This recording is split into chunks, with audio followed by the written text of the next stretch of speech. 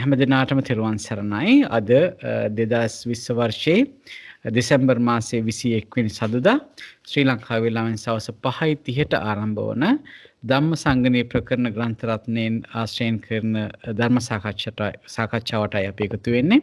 අදත් අපිට දහම් කරුණු මතු කර දීම සඳහා ශ්‍රී ලංකාවේ සිට සම්බන්ධ වෙනවා මංගල ඉදිරිසිංහ මහත්මයා. මංගල මහත්මයා ඔබතුමාව මේ ධම් සභාව වෙනුවෙන් ඉතාමත් ගෞරවයෙන් පිළිගන්නවා. ඒ වගේම ඔබතුමාට යොමු වෙනවා අද දවසට නියමිත දහම් කරුණු අපට මතු කර දෙන ලෙසට. තෙරුවන් සරණයි. හොඳයි, හැම දිනාටම තෙරුවන් සරණයි. අද දවසෙත් සාකච්ඡාව පටන් ගන්න කලින් අපි තෙරුවන් නමස්කාර කරලා ඉඳිමු. සාදු සාදු සාදු. නමෝ තස්ස භගවතු අරහතෝ සම්මා සම්බුද්දස්ස. නමෝ තස්ස භගවතු අරහතෝ සම්මා සම්බුද්දස්ස.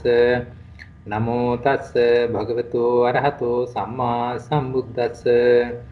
බුද්ධං සරණං ගච්ඡාමි. ධම්මං සරණං ගච්ඡාමි. සංඝං සරණං ගච්ඡාමි. ဒ ුතියම්පි බුද්ධං සරණං ගච්ඡාමි. ဒ ුතියම්පි ධම්මං සරණං ගච්ඡාමි. ဒ ුතියම්පි සංඝං සරණං ගච්ඡාමි. තතියම්පි බුද්ධං සරණං ගච්ඡාමි. තතියම්පි ධම්මං සරණං ගච්ඡාමි. තතියම්පි සංඝං සරණං ගච්ඡාමි. සාදු සාදු සාදු. හොඳයි, හැමදෙනාටම තෙරුවන් සරණයි. අද දවසේ විශේෂයක් තියෙනවා. මොකද මම මේ වැඩසටහන අද කරන්නේ අනුරාධපුර පිම්බීමේ ඉඳගෙන. ඉතින් ඒ පිම්බීමේ ආශිර්වාදේ හැමෝටම ලැබේවා කියලාත් පළමුවෙන්ම ප්‍රාර්ථනා කරන්න කැමතියි.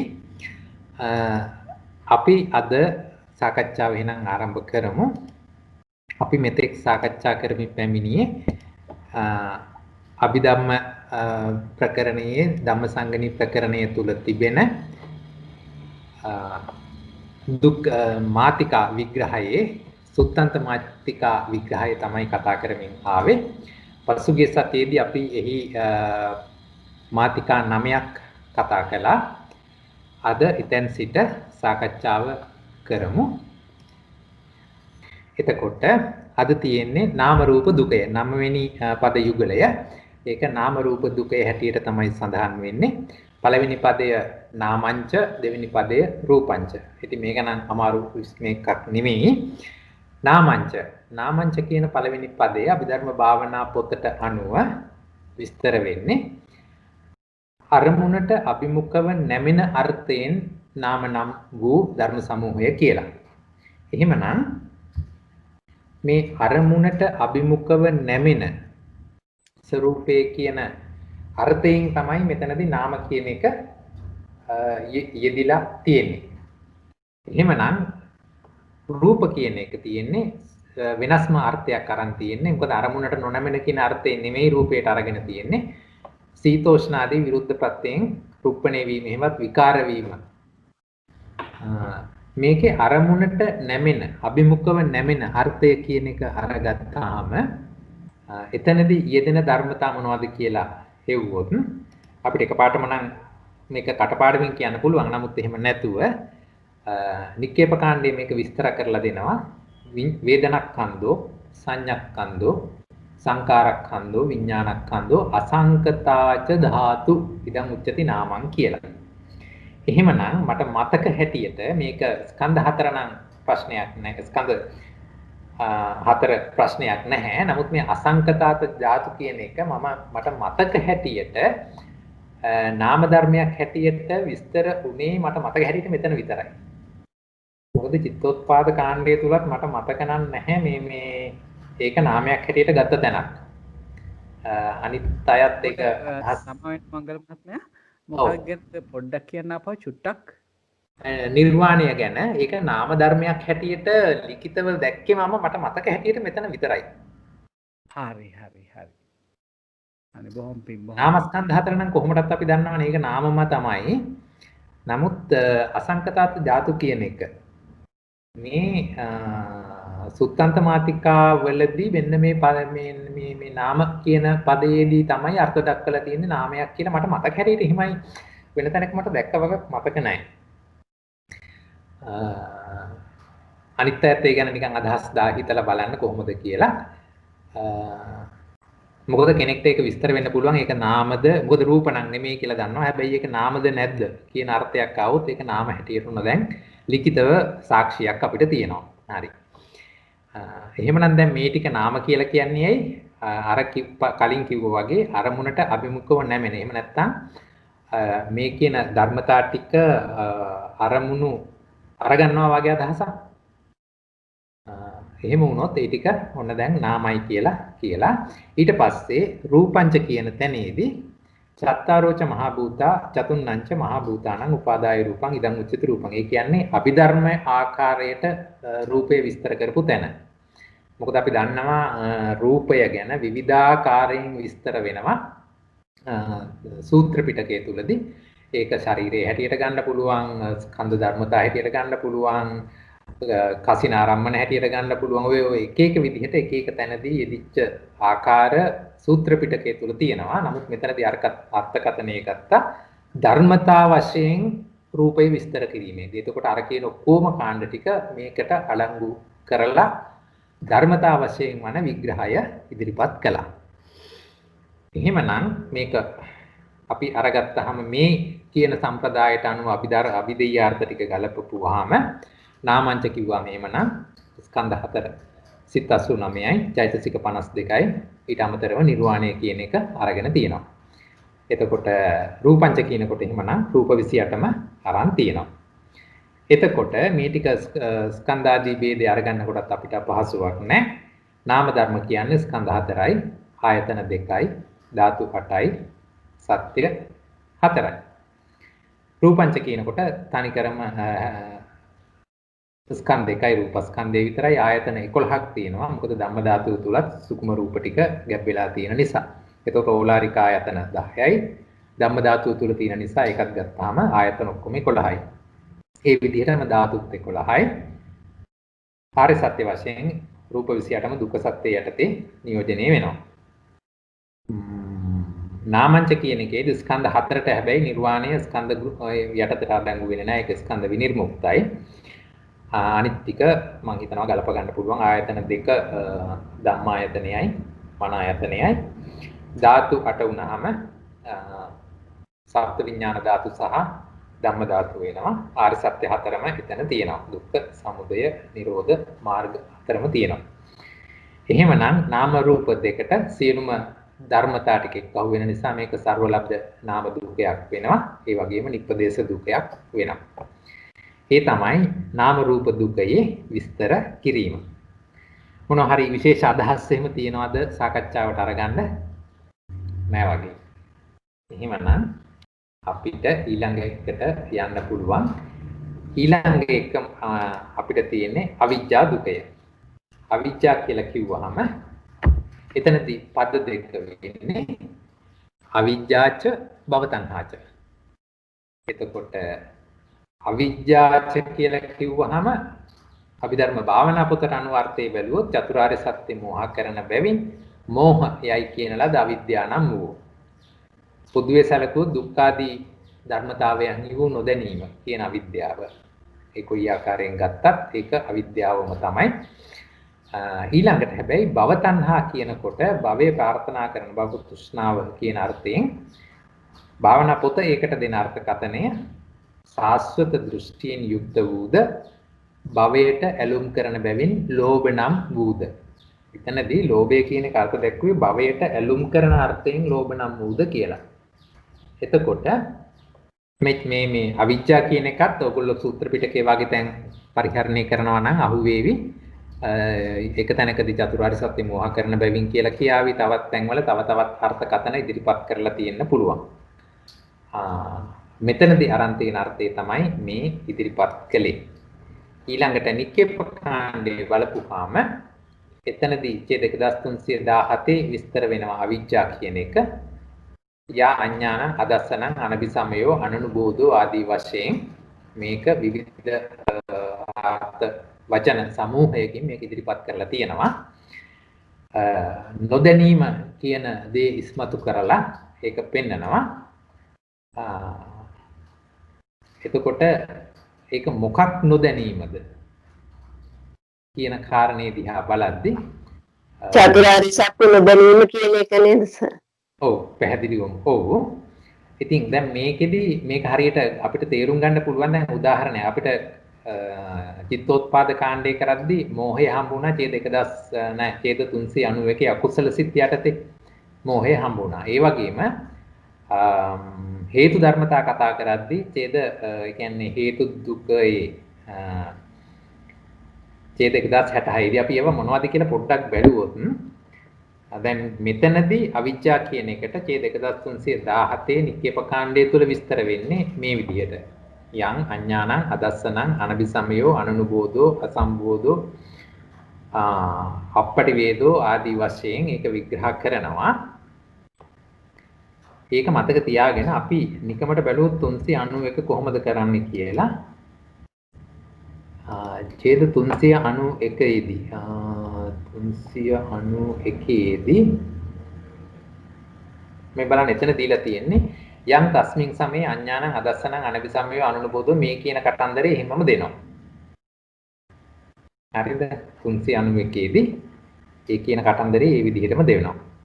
ඊට පස්සේ හේතු ගොච්ඡකයට ගිහිල්ලා බැලුවොත් 1066 මෝහය මොකද්ද කියලා එතනදී කතා කරන්නේ දුක්ඛේ අඥානං දුක්ඛ සමුදය අඥානං දුක්ඛ නිරෝධය අඥානං දුක්ඛ නිරෝධගාමිනියා පටිපදාය අඥානං පුබ්බන්තේ අඥානං අපරන්තේ අඥානං ආදී වශයෙන් ඒ ටික ඒ ආකාරයෙන් එතන විග්‍රහ කරලා දෙනවා.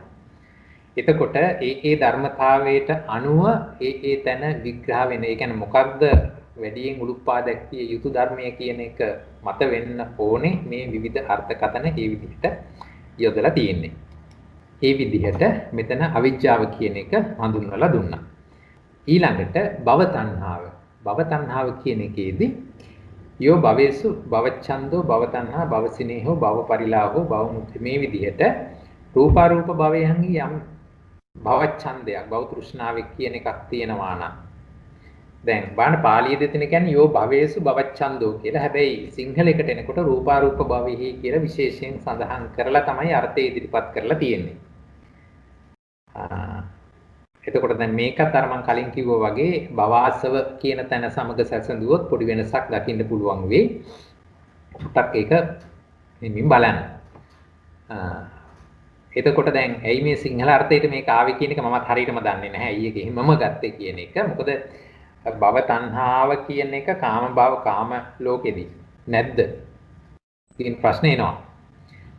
මට තේරෙන විදිහට නම් කාම ලෝකයක් මේ භව ත්‍රිවිධ තණ්හා තියෙනවා. කාම තණ්හා, භව තණ්හා, විභව තණ්හා. ඒක හැමතැනම තියෙන ස්වභාවය කියන එකයි මට නම් තේරෙන්නේ. නමුත් මෙතනදී එක සිංහල අර්ථකථනයේදී විශේෂයෙන් උලුප්පා දක්වා තියෙන වග සඳහන් කරන්නට ඕනේ. දැන් මේ දෙක අනුව අවිද්‍යාර්ථ ඉදිරිපත් වෙලා තියෙන්නේ අවිජ්ජාව කියනකොට තනිකරම මෝහය, මෝහ චෛතසිකය. භව තණ්හාවට මූලික වෙලා තියෙන්නේ ලෝභී ස්වභාවය, ඒක ලෝභ චෛතසිකය. මේ විදිහට තමයි මේක ගලපලා තියෙන්නේ. දැන් මේ කියන ධර්මතා ටික මේ මෝහයයි ලෝභයයි කියන චෛතසික දෙක තමයි මෙතෙන්ට එන්නේ ඇත්ත. නමුත් අර කලින් කිව්ව කතන්දරේ මේ භව තණ්හාව කියන එක අනිකුත් තැන්වලදී යෙදෙන්නේ නැද්ද? මේ ගැන කාට හරි ඕගොල්ලන්ගේ අත්දැකීම දැනුම තුල මොන හරි අදහසක් ඉදිරිපත් කරන්න පුළුවන්ද? සමාවෙන්න මෙතන දිට්ඨිගත විපයුක්ත සිත් හතර ද කෙනෙන්න ඕනේ. මෙතනදී නම් අභිදයාර්ථ හැටියට කෙලින්ම අරගෙන තියෙන්නෙම භව තණ්හා කියනකොට අර මෝහ ස්වභාවයමයි මෙතනදී අරගෙන තියෙන්නේ. ඒක යෙදෙන්නේ දිට්ඨිගත විපයුක්ත සිත් හතර කියලා කොහේදී හරි කතා කළා මට මතකයි. නමුත් මට ඉගෙනගෙන මට තේරෙන විදිහට නම් මේක මේ කාම භවය තුලත් එනවා. ඒක මම තේරුම් ගන්න තියෙන්නේ මේ විදිහට. ඔයගොල්ලෝ එක පොඩ්ඩක් හිතලා බලන්න. දැන් කාම ලෝකයේ තුලදී කාමගුණික ධර්මයන් කෙරෙහි අපි වැඩි නැඹුරුවක් තියෙන නිසා කාම තණ්හාව ටක් ගාලා ඉස්සරහට එනවා. ඒ කාම තණ්හාව තුල අනිකුත් තණ්හා යට වෙලා තියෙනවා. හරියට සූර්යා ලෝකයේ තියෙන වෙලාවට හඳ එළිය පේන්නේ නැහැ වගේ. මම හිතන විදිහ එහෙමයි. ඒ නිසාවෙන් අර කාම තණ්හාවම ඉස්සරහට ඇවිල්ලා ඒකම මුලින් පේන නිසා කාම ලෝකයේදී ඒක ඉස්මතු කළා කියන එකයි මට හැඟෙන්නේ. නමුත් කාමයේ විවිච්ඡේව කාමයේ විවිච්ඡේව අකුසලෙහි ධම්මෙහි ආදී වශයෙන් ධාන තත්වයටපත් වුණාම නීවරණ පහ කරලා ධාන තත්වයටපත් වුණාම අර කියන කාමයේ කෙරෙහි වැඩි නැඹුරුතාවය නැති කරලා ඒක තදංග වශයෙන් යටපත් කරගෙන තියෙන නිසා අන්නේ වෙලාවේදී මෝහය තුනී වෙලා නැහැනේ. නම් මෝහය නැති වෙලා නැහැනේ. ඒ නිසාවෙන් එතනදී ඒක අර භව කසිනාරම්මණයන් කෙරෙහි තියෙන තණ්හාව හැටියට ඉස්මතු වෙන වගයි මම තේරුම් අරන් තියෙන්නේ. ඒක ඔයගොල්ලත් හිතලා බලන්න. මෙතනදී මේක රූපාරූප භවෙහි කියන එක යෙදුනේ එහෙම වෙන්න බැරිද කියන අදහස ඔයගොල්ලොත් හිතලා බලන්න. හරි. එතකොට එහෙමනම් දැන් මේක මේ චෛතසික දෙක විතර නම් මේ පද දෙකට යෙදුනේ. එහෙමනම් මේක සප්පදේශ දුකයක් වෙනවා. එහෙමනම් එහි දුක මුක්ත ධර්ම හැටියට අනිත් ධර්මතාව ඔක්කොම ටික අපිට අරන් පෙන්වන්න පුළුවන්. සිත් 89යි චෛතසික 50යි රූප 28යි නිර්වාණය කියන ධර්මතා ටික දුක මුක්ත ධර්ම හැටියට. මංගල මහත්තයා සමා වෙන්න එතන චෛතසික 51යි නේද දෙන්න ඕනේ. ඇයි 51 උනේ? ඒක මම නම් ලියාගෙන තියෙනේමයි සම්මේත අනුව කියලා. ඔව් එහෙමනම් අර අවිද්‍යාව තෘෂ්ණා වර්ජිත වූ චෛතසික 51 කියලා. හරි එහෙමනම් ඒ කියන්නේ අවිද්‍යා තෘෂ්ණා වර්ජිත චෛතසික 51. ඔව් එහෙමනම් තමයි. එහෙමනම් ලෝභය කියන එක සන්නේට අනුව කියලාත් මම ලියාගෙන තියෙනවා. මගේ අතේ මේ වෙලාවේ සන්නය නැහැ. එහෙමනම් එතන විස්තර වෙන්න ඕනේ මට තේරෙන විදිහට ලෝභය කියන එක දිට්ඨිගත සංපයුක්ත හතරේ ලෝභය අඩංගු කරගෙන අරගෙන ඇති. හරි. ඒක කරුණා කරලා එහෙමනම් මේක නැවත බලද්දී මේ විදිහට ගලපන්න. කාට හරි මතකද අපි භව තණ්හාව දිට්ඨිගත විප්‍රයුක්ත හතරේ විතරයි යෙදුනේ කියලා ආපු දුකය මතකද මොකක්ද කියලා? මට එකපාරට මතක් වුණේ ආස දුකේදස මටත් හරියට මතක නැහැ. ඒක ඕගොල්ලෝ පොඩ්ඩක් මේ පසු විපරමක් කරලා ඒක එහෙමනම් ඒ විදිහට තමයි එහෙමනම් එන්න ඕනේ. ලෝභය කියන එකේදී දිට්ඨිගත සංපයුක්ත විප්‍රයුක්ත ભેදය ගත්තාම මෙතන චෛතසික 50 ඒ දෙන්න ඕනේ. ඒක ඒ විදිහට හරියටම ගලපගෙනම මේක කරෙක්ෂන් එක දෙන්න. නෙමෙයි 51. ඔව් 51 එහෙම වුණොත් 51 වෙන්න ඕනේ. ඒ අදාළ ගැළපීම ඒ ආකාරයට එහෙමනම් කරන්න. භාවනා පොත මට මතක විදිහට දීලා තිබුණේ මෙහෙමයි. මට සන්නය ඒ විදිහටම ගත්තද කියලා හරියටම මතකක් නැහැ. ඔව් මංගල මාතේ සන්නේ තියෙනවා මම ඇලුව කරලා. හරිද? 51. එතකොට මෙතන දාන්න වෙනවද මංගල මහත්තයා මේ ලෝභ මෝහ කියන එකේ අර දිට්ඨිගත සංපයුක්ත ලෝභ වර්ධිත වගේ. ඔව් එහෙම වුණොත් ඒක අනිවාර්යෙන් එහෙම ඒ විදිහට දාන්න වෙනවා. මට අර සන්නේ තියෙන ඒ විදිහට නේද? ඔව් මට ඒක අර දාලා තියෙන්නේ අවිද්‍යා තෘෂ්ණා වර්ජිත වූ චෛතසික 51 කියලා. ඔව් ඒක වැඩි විස්තරයක් නැහැ නේ. නෑ එච්චරයි. මොකද මෝහය කියන එක අයින් වෙන්න විදිහක් නෑනේ. එහෙමනම් ලෝභය තමයි අයින් යුත්තේ. ඒක දිට්ඨිගත සම්පයුක්ත කියලා නෑ දිට්ඨිගත විප්‍රයුක්ත ලෝභ වර්ජිත කියලා ආවනම් හරි. මට අර දුකේ මතක නැහැ. අපි ඕක බෙදුවේ කොතනදීද කියලා. අපි ඕක දස්සනේන පහතබ්බා ඒ තැන්වල නේද අපි ඕක බෙදුවේ. ලෝභය දෙකට කැඩිලා දෙකට මේවා කරලා පෙන්වසෝ දර්ශනෙන් ප්‍රහාණය වෙනේවයි භාවනාවෙන් ප්‍රහාණය වෙනේවයි වලට වගේ එක මට මතකයි. දැනට ඒක මේ විදිහට අපි දාගන්න ඒක කරුණා කරලා ඔයගොල්ලෝ වැඩිපුර දකිද්දි නැවතේ දුකයට ගිහිල්ලා ඒක හරියටම වෙරිෆයි කරගෙන මේක බාර ගන්න මේ විදිහට. එතකොට සන්නේටත් හරි අපිටත් හරි. මටත් මතකයි එහෙම එකක් තිබුණා කියලා මට දැන් පාට අරක හොයාගන්න මතක් නැහැ. එහෙමනම් අපි ඊළඟ යුගලයට යන් භව දිට්ඨි දුකය 11 වෙනි යුගලය භව දිට්ඨි දුකය කියලා එනවා. එතකොට එතන තියෙන පද දෙක භව දිට්ඨි සහ විභව දිට්ඨි. අයියෝ මංගල මහත්තයානේ මට ඒ අනේක වාදයක් සමා වෙන්න මම පටලගෙන ඒක 52 තමයි. අනේ සමා වෙන්න සියලු දෙනාම ටිකවන් තව එකක් ඒක මේ චන්ද්‍රිකා මහත්තයා හරි මහත්තයා 51 හරි ඒක සන්නේ තියෙන විදිහට පොඩ්ඩක් අපිට විස්තර කරන්නකෝ. 52 හරි නැහැ. මම අර භවදිත්‍ති දුකයත් එක්ක පටලගෙන තිබුණේ. ඡන්නේ දාලා තියෙන්නේ ဒုတိ ය පදයාගේ අභිදේය අර්ථයෝ රූප 28යි. සියලු පදයෙන් නාමල ඔඩ ඉන්න ප්‍රථම පදයේ අභිදේය සිත් 89යි චෛතසික 52යි. ද්විතීය පදයාගේ අභිදේය අර්ථය රූප 28යි. සියලු පදයන්ගෙන් නම් ලබන හේන් සබ්බ ලබ්ද. ඒ නාම ඒ නාම රූප දුකය. ඕ අවිජ්ජා දුකේ නේද අපි දැන් කරේ? හරි මං හරි. මං කලින් එකද මං පස්සේ එකද හරි? දැන් මං කලින් එක හරි. ඒ කියන්නේ 51. අවිද්‍යා තෘෂ්ණා වර්ජිත වූ චෛතසික 51 හරි. ඒක හරි. එතකොට මේ පදේ ගත්තාම මේ පදේ මොකක්ද කියලා පොඩ්ඩක් පැහැදිලි කරගමු. පදේ තමයි අවිද්‍යා දුකය. ඒකේ දාලා තියෙන අවිද්‍යාව චතුසත්‍ය මොහ කරන්නා වූ මෝහ සංඛ්‍යාත වූ නොහොත් චතුසත්‍ය නොදැනීම කරන්නා වූ මෝහ සංඛ්‍යාත වූ භව තණ්හාව. භවය ප්‍රාර්ථනා කරන්නා වූ ලෝභ සංඛ්‍යාත ඒක තමයි දෙවෙනි පදය. ප්‍රථම පදයාගේ අවිදේයාර්ථ නම් චතුසත්‍ය මෝහ කරන්නා වූ මෝහයයි. ද්විතීය පදයාගේ අවිදේය අර්ථය නම් භවය ප්‍රාර්ථනා කරන්නා වූ ලෝභය. ඒ ධර්මය එකම සංස්කාර කන්දයි ධම්මායතනය ධම්ම ධාතුවකින්ද දුක්ඛ සමුදය යන සත්‍යකින්ද සංගෝහිතයි. ආදිලබ්ධ නාම දුකයි. මේ දුකෙහි එකුණනු චිත්තයද අවිද්‍යා තෘෂ්ණා වර්ජිත වූ 51 චෛතසිකයේද රූප 28ද නිර්වාණය යන මෙතෙක් ධර්මය අසංග්‍රෝහිත බැවින් සප්පදේශ දුක නම් වන්නේය. විශේෂයෙන් මේ දුක 42 විස්තර කරද්දී මම දැක්ක ඇත්තටම බොහෝ තැන්වලදී පොඩි වෙනස්කම් විස්තර වෙන ආකාරය. භාවනා පොතයි සම්යයි ගොඩක් තැන්වල නොගැලපෙන තැන් තිබුණා. භාවනා පොත සමහර ඒවා අරගෙන නැහැ. ඒ වෙනුවට සම්යේ සමහර ඒවා අරගෙන තිබුණා. එහෙම තැන් බොහෝ වාර ගණක් අපිට හම්බ වුණා. ඊට අමතරව මේ එක තැන විස්තර කරන ධර්මතාවය සැලකපුවාම මෙතනදී භවය කෙරෙහි වන කැමැත්ත දිට්ඨිගත විප්‍රයුක්තකේ තියෙන්න නම් ඕනේ හැබැයිනේ.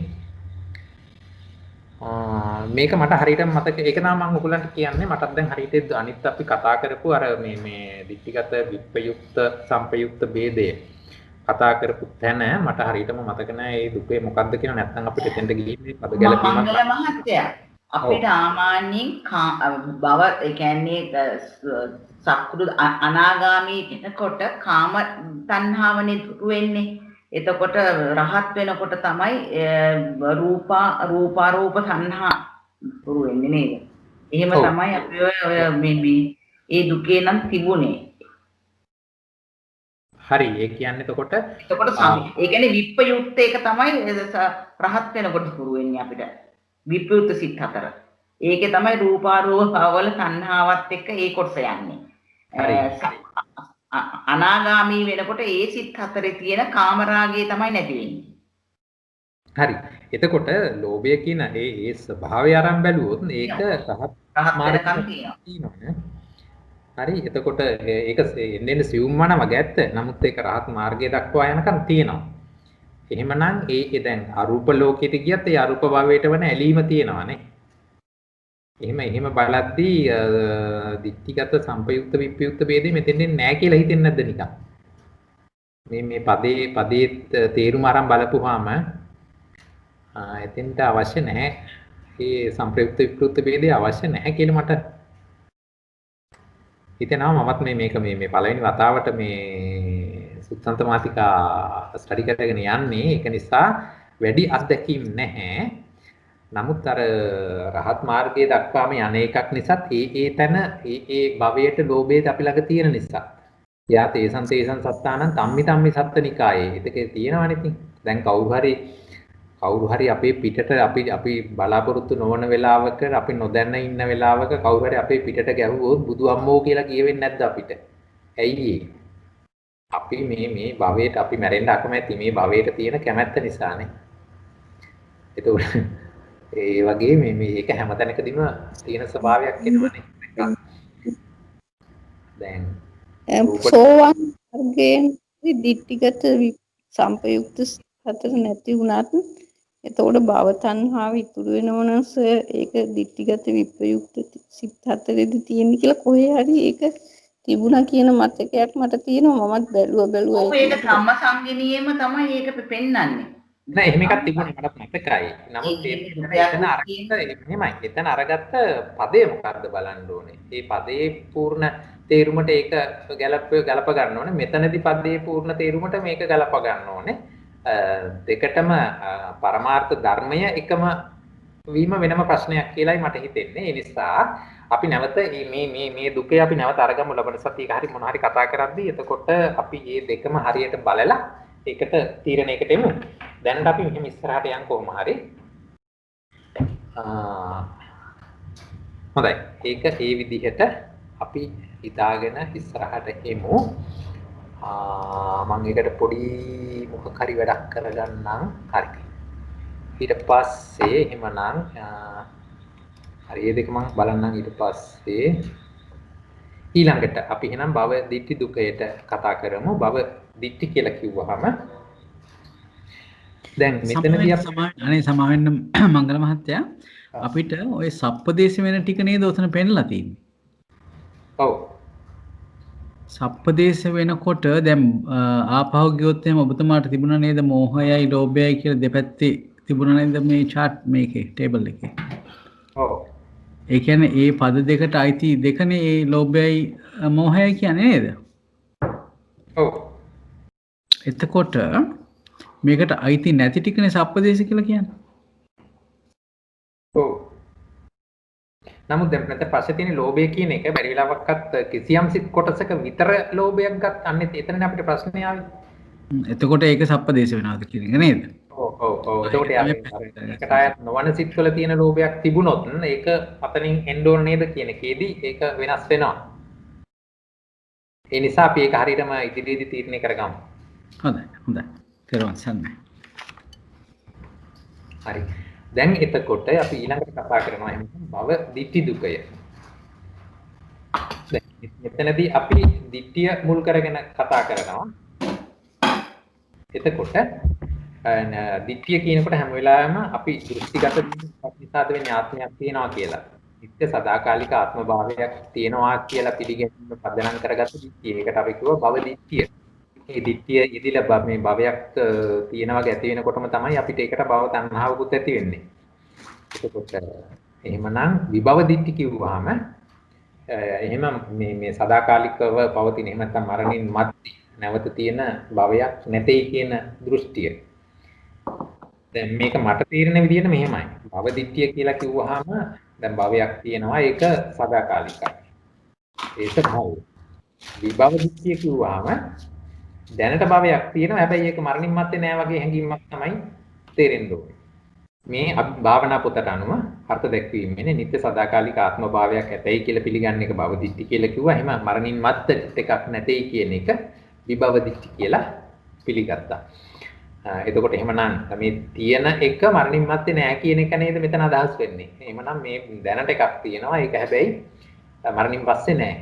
ඒ ස්වභාවය තමයි එතන එන්න ඕනේ. එතකොට දැන් මට තේරෙන ආකාරයට මේ භව දිට්ඨි කිව්වත් විභව දිට්ඨි කිව්වත් එතන ආත්මය පිළි අරගෙන තියෙනවා. ඒ පිළිගත්ත ආත්මය භව දිට්ඨි එක්කෙනා කියනවා සදාකාලිකයි කියලා විභව දිට්ඨි එක්කෙනා කියනවා සදාකාලික නෑ කියලා. මේ විදිහයි මම තේරුම් අරගෙන තියෙන්නේ. ඊළඟට නික්කේප කාණ්ඩයෙන් අරගෙන බැලුවොත් භව දිට්ඨි කියන තැනදී භවිස්සති අත්තාච ලෝකෝ චාති යා ඒව රූපා දිට්ඨි දිට්ඨිගතං ඒ අර ඉතුරු දිට්ඨියට කියපු වචන ටික මෙතන පෙయ్యාලමට එන්න ඕනේ. ඒ විදිහට භව දිට්ඨිය විස්තර කරලා කිව්වා.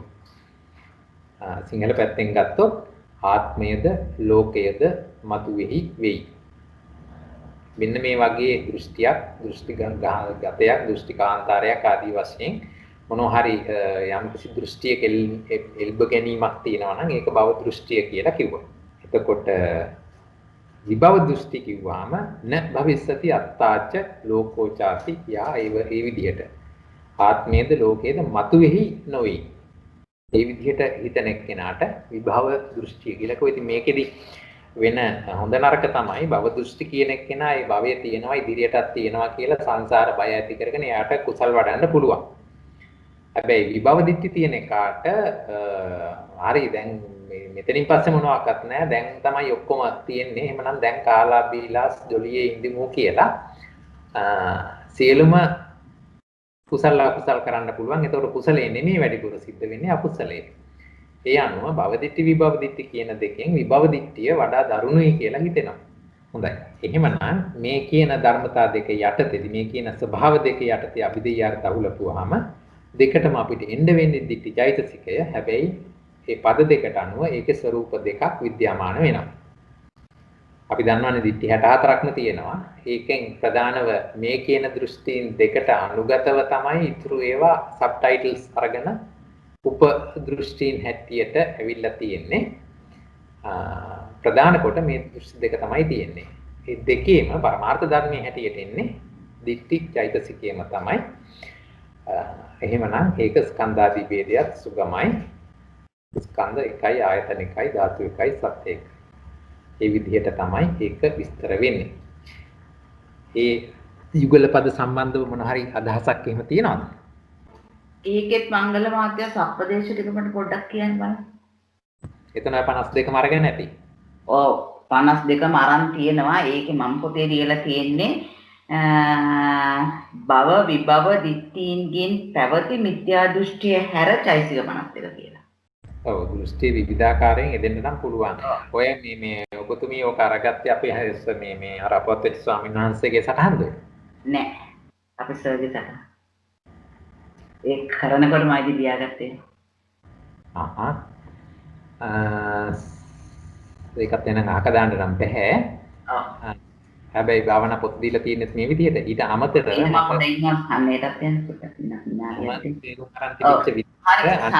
සන්නේත් ඒකම තමයි තියෙන්නේ. 52යි නේ. ඊළඟට මෙතනදී භව දිට්ඨි විභව දිට්ඨි කියන දෙකට හැබැයි අනිකුත් සීලම ධර්මතා අඩංගු වෙන්න ඕනේ. අනිකුත් සීලම දෘෂ්ටීන් අනුගත වෙන්න නම් ඕනේ. ඒ එකිනෙකේ උප ස්වરૂප වෙනස් වේවි. මොකද අනිකුත් හැම දිට්ඨියක්ම එක්ක භව දිට්ඨිය යටතේ එන්න ඕනේ. එහෙම නැත්නම් විභව දිට්ඨිය යටතේ යන්න ඕනේ. ඔයින් පරිබාහිර වූ වෙනත් දිට්ඨියක් එහෙම නැත්නම් අර මොනවාද අකිරියවාදී වාගේ දෘෂ්ටියක් එන්න පුළුවන් නේ. නෑ මංගල මහත්තයා මේක අඩු කරලා තියෙන්නේ භව විභව දෘෂ්ටීන්ගෙන් පැවති මිත්‍යා දෘෂ්ටිය හැර. ඊටු දෘෂ්ටීන් තියෙනවනේ. ඒක කියලාම තියෙන්නේ භව විභව දෘෂ්ටීන්ගෙන් පැවති මිත්‍යා දෘෂ්ටිය හැර චෛසික 52. ඔව් ඒ අත්‍යත් වැරදි කියන මට අහක දාන්නම බෑ. නමුත් ඉතින් මේවට මගේ අත්නෝ මතය දෙන්න නම් බෑ. මොකද මම ඒ තරම් ඒක දක්ෂ නැති නිසා. ඉතින් ඒ නිසා අර පෙර ස්වාමීන් වහන්සේ කෙනෙක් කරපු එහෙම මොනවා හරි තැනකින් අරගෙන දෙනවා හැර මගේ අත්නෝ මතේ නම් මේව සම්බන්ධව කිසිසේත් ප්‍රකාශ කරන්න මම හරි බයයි. ඒ නිසා අපි ඕනනම් දැනට මේක අපි දාගමු. ඒ විදිහට මේ 52යි ඔව් අපි ඒක ඒ විදිහට ගමු. හරි. පොඩි කරුණක් කියන්නද? ඔව්. අර ඉස්සෙල්ලා අපි හෙව්පු එක තියෙන්නේ භව ආශ්‍රවවල දිස්ස. එතකොට ඒකේ තියෙනවා චතුසු දිට්ඨිගත විප්‍රයුක්ත ලෝභ සහගතේසු චිත්තුපාදේසු පච්චති කියලා. එතකොට භව තණ්හාවයි භව ආශ්‍රවයි කියන දෙක අපිට එක විදිහට ගන්න පුළුවන්ද කොහොමද කියලා පොඩි ඒ ගැන. ඒතකොට දැන් මේක වැළුවේ මොනවාද ආසව දුකේද? ආසව දුකේ. ආසව ගොච්චකේ. එතකොට ආසව ගොච්චකේදී අපි කතා කරන්නේ එතනදී හරි ආශ්‍රව කියන්නේ සසරේ පල්ලෙවි තියෙන ධර්ම නේද? අපි එතනදී හේතුවක් සාකච්ඡා වුණේ නෑ. ඇයි ඒක දිට්ඨිගත විප්‍රයුක්තයට ගියේ කියලා අපිට එහෙම විශේෂ හේතුවක් අපි කතා කළේ නෑ නේ. නෑ එහෙම තැනක් හේතුවක් අපිට දාගන්න තැනක් හම්බුනේ නෑ. හරි අපි ඒක තව තව ප්‍රවීණ ස්වාමීන් වහන්සේ කෙනෙක්ගෙන් ඒක හරියට අපි විමසලා අරගෙන එමු. කොහොමදත් මේ ස්වභාවය එහෙම හරි කියලා දැනට හිතාගෙන යන්න ඉස්සරහට. ඊට අමතරව දැන් භව තණ්හා කියලා තැනක් යෙදුනේ නැහැ නේ. අපිට එහෙම හම්බුනේ නැහැ නේ. එහෙම තැනක් හම්බෙලා නැහැ සර් නේ. ඔව්. හරි අපි ඒක මතක තියාගෙන නැවත ඒක සාකච්ඡා කිරීමට ඉඩ තියලා අපි යමුකෝ ඉස්සරහට. හරි එතකොට අපි ඊළඟට බලමු 12 වෙනි පද යුගලේ සස්සත දිට්ඨි දුකය. ඒ කියන්නේ ශාස්ත්‍රත දෘෂ්ටියයි උච්ඡේද දෘෂ්ටියයි කියන පද දෙක මෙතනදී සාකච්ඡා වෙනවා. දැන් එතකොට ශාස්ත්‍රත දෘෂ්ටිය කියලා අරගන්නවා ලෝකයේ ආත්මභාවය ලෝකයේද ආත්මභාවයේද නිට්ටයයි කියලා අරගන්නේ. දැන් මෙතන මේ ලෝකයේද ආත්මභාවයේද කියලා දෙකම අරගන්නේ ඇයි? මොකද ආත්මභාවය කියන ස්වභාවය මම ඇති වුණා නම් මට සාපේක්ෂව ලෝකයක් ඇති වෙනවාමයි. මම උදාහරණයක් හැටියට හිතන්නකො මලක් දකින්නවා කියලා. එහෙමනම් දකින්න දෙයක් තියෙනවා නම් දකින්නෙක් හැදිලා ඉවරයි. අනිත් පැත්තට ගත්තත් එහෙමමයි. දකින්නෙක් ඉන්නවා නම් දකින්න දෙයක්ත් තියෙනවා. මේ දෙක අඤ්ඤමඤ්ඤයි කියලායි මට හිතෙන්නේ. මොකද ඒ නිසාම තමයි මෙතනදී ලෝකයයි ආත්මභාවයයි මේ දෙකම එකට අරගෙන ඒ වූ ස්වභාවය නිට්ටයයිද සදාකාලිකයයිද පිළිගන්නා වූ බව ඉදිරිපත් වෙලා තියෙන්නේ. සාස්වත. එතකොට උච්ඡේද කිව්වහම ලෝකයේ ආත්මභාවයේද විනාශ වීමෙන් පසු නැවත නූපදින්නේයයි. එතකොට මරණය කියන එක පොයින්ට් එකක් කරගෙන එක ඉලක්කයක් කරගෙන එතනින් පස්සේ මෙහෙම එකක් නැත කියන අර්ථය තමයි යන්නේ. ඒ කියන්නේ එතකන් තියෙනවා එතනින් එහාට එහෙම එකක් නැහැ කියන විශ්වාසයේ දෘෂ්ටිය තමයි එතනදී රූපා දක්වන්නේ.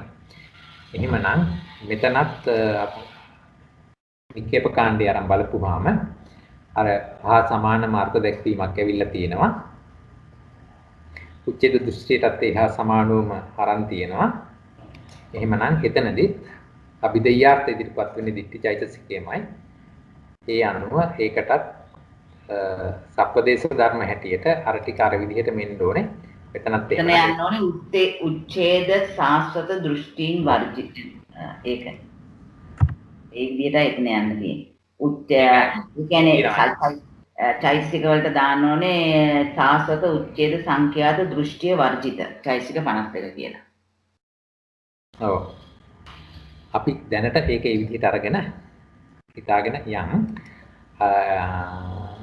ඔක ඉතින් වෙනසක් වෙන්නේ මෙහිමයි. දැන් අනිකුත් හැම දෘෂ්ටියක්ම මේ තුල ගැබ් වෙනවද නැද්ද කියන කාරණාව.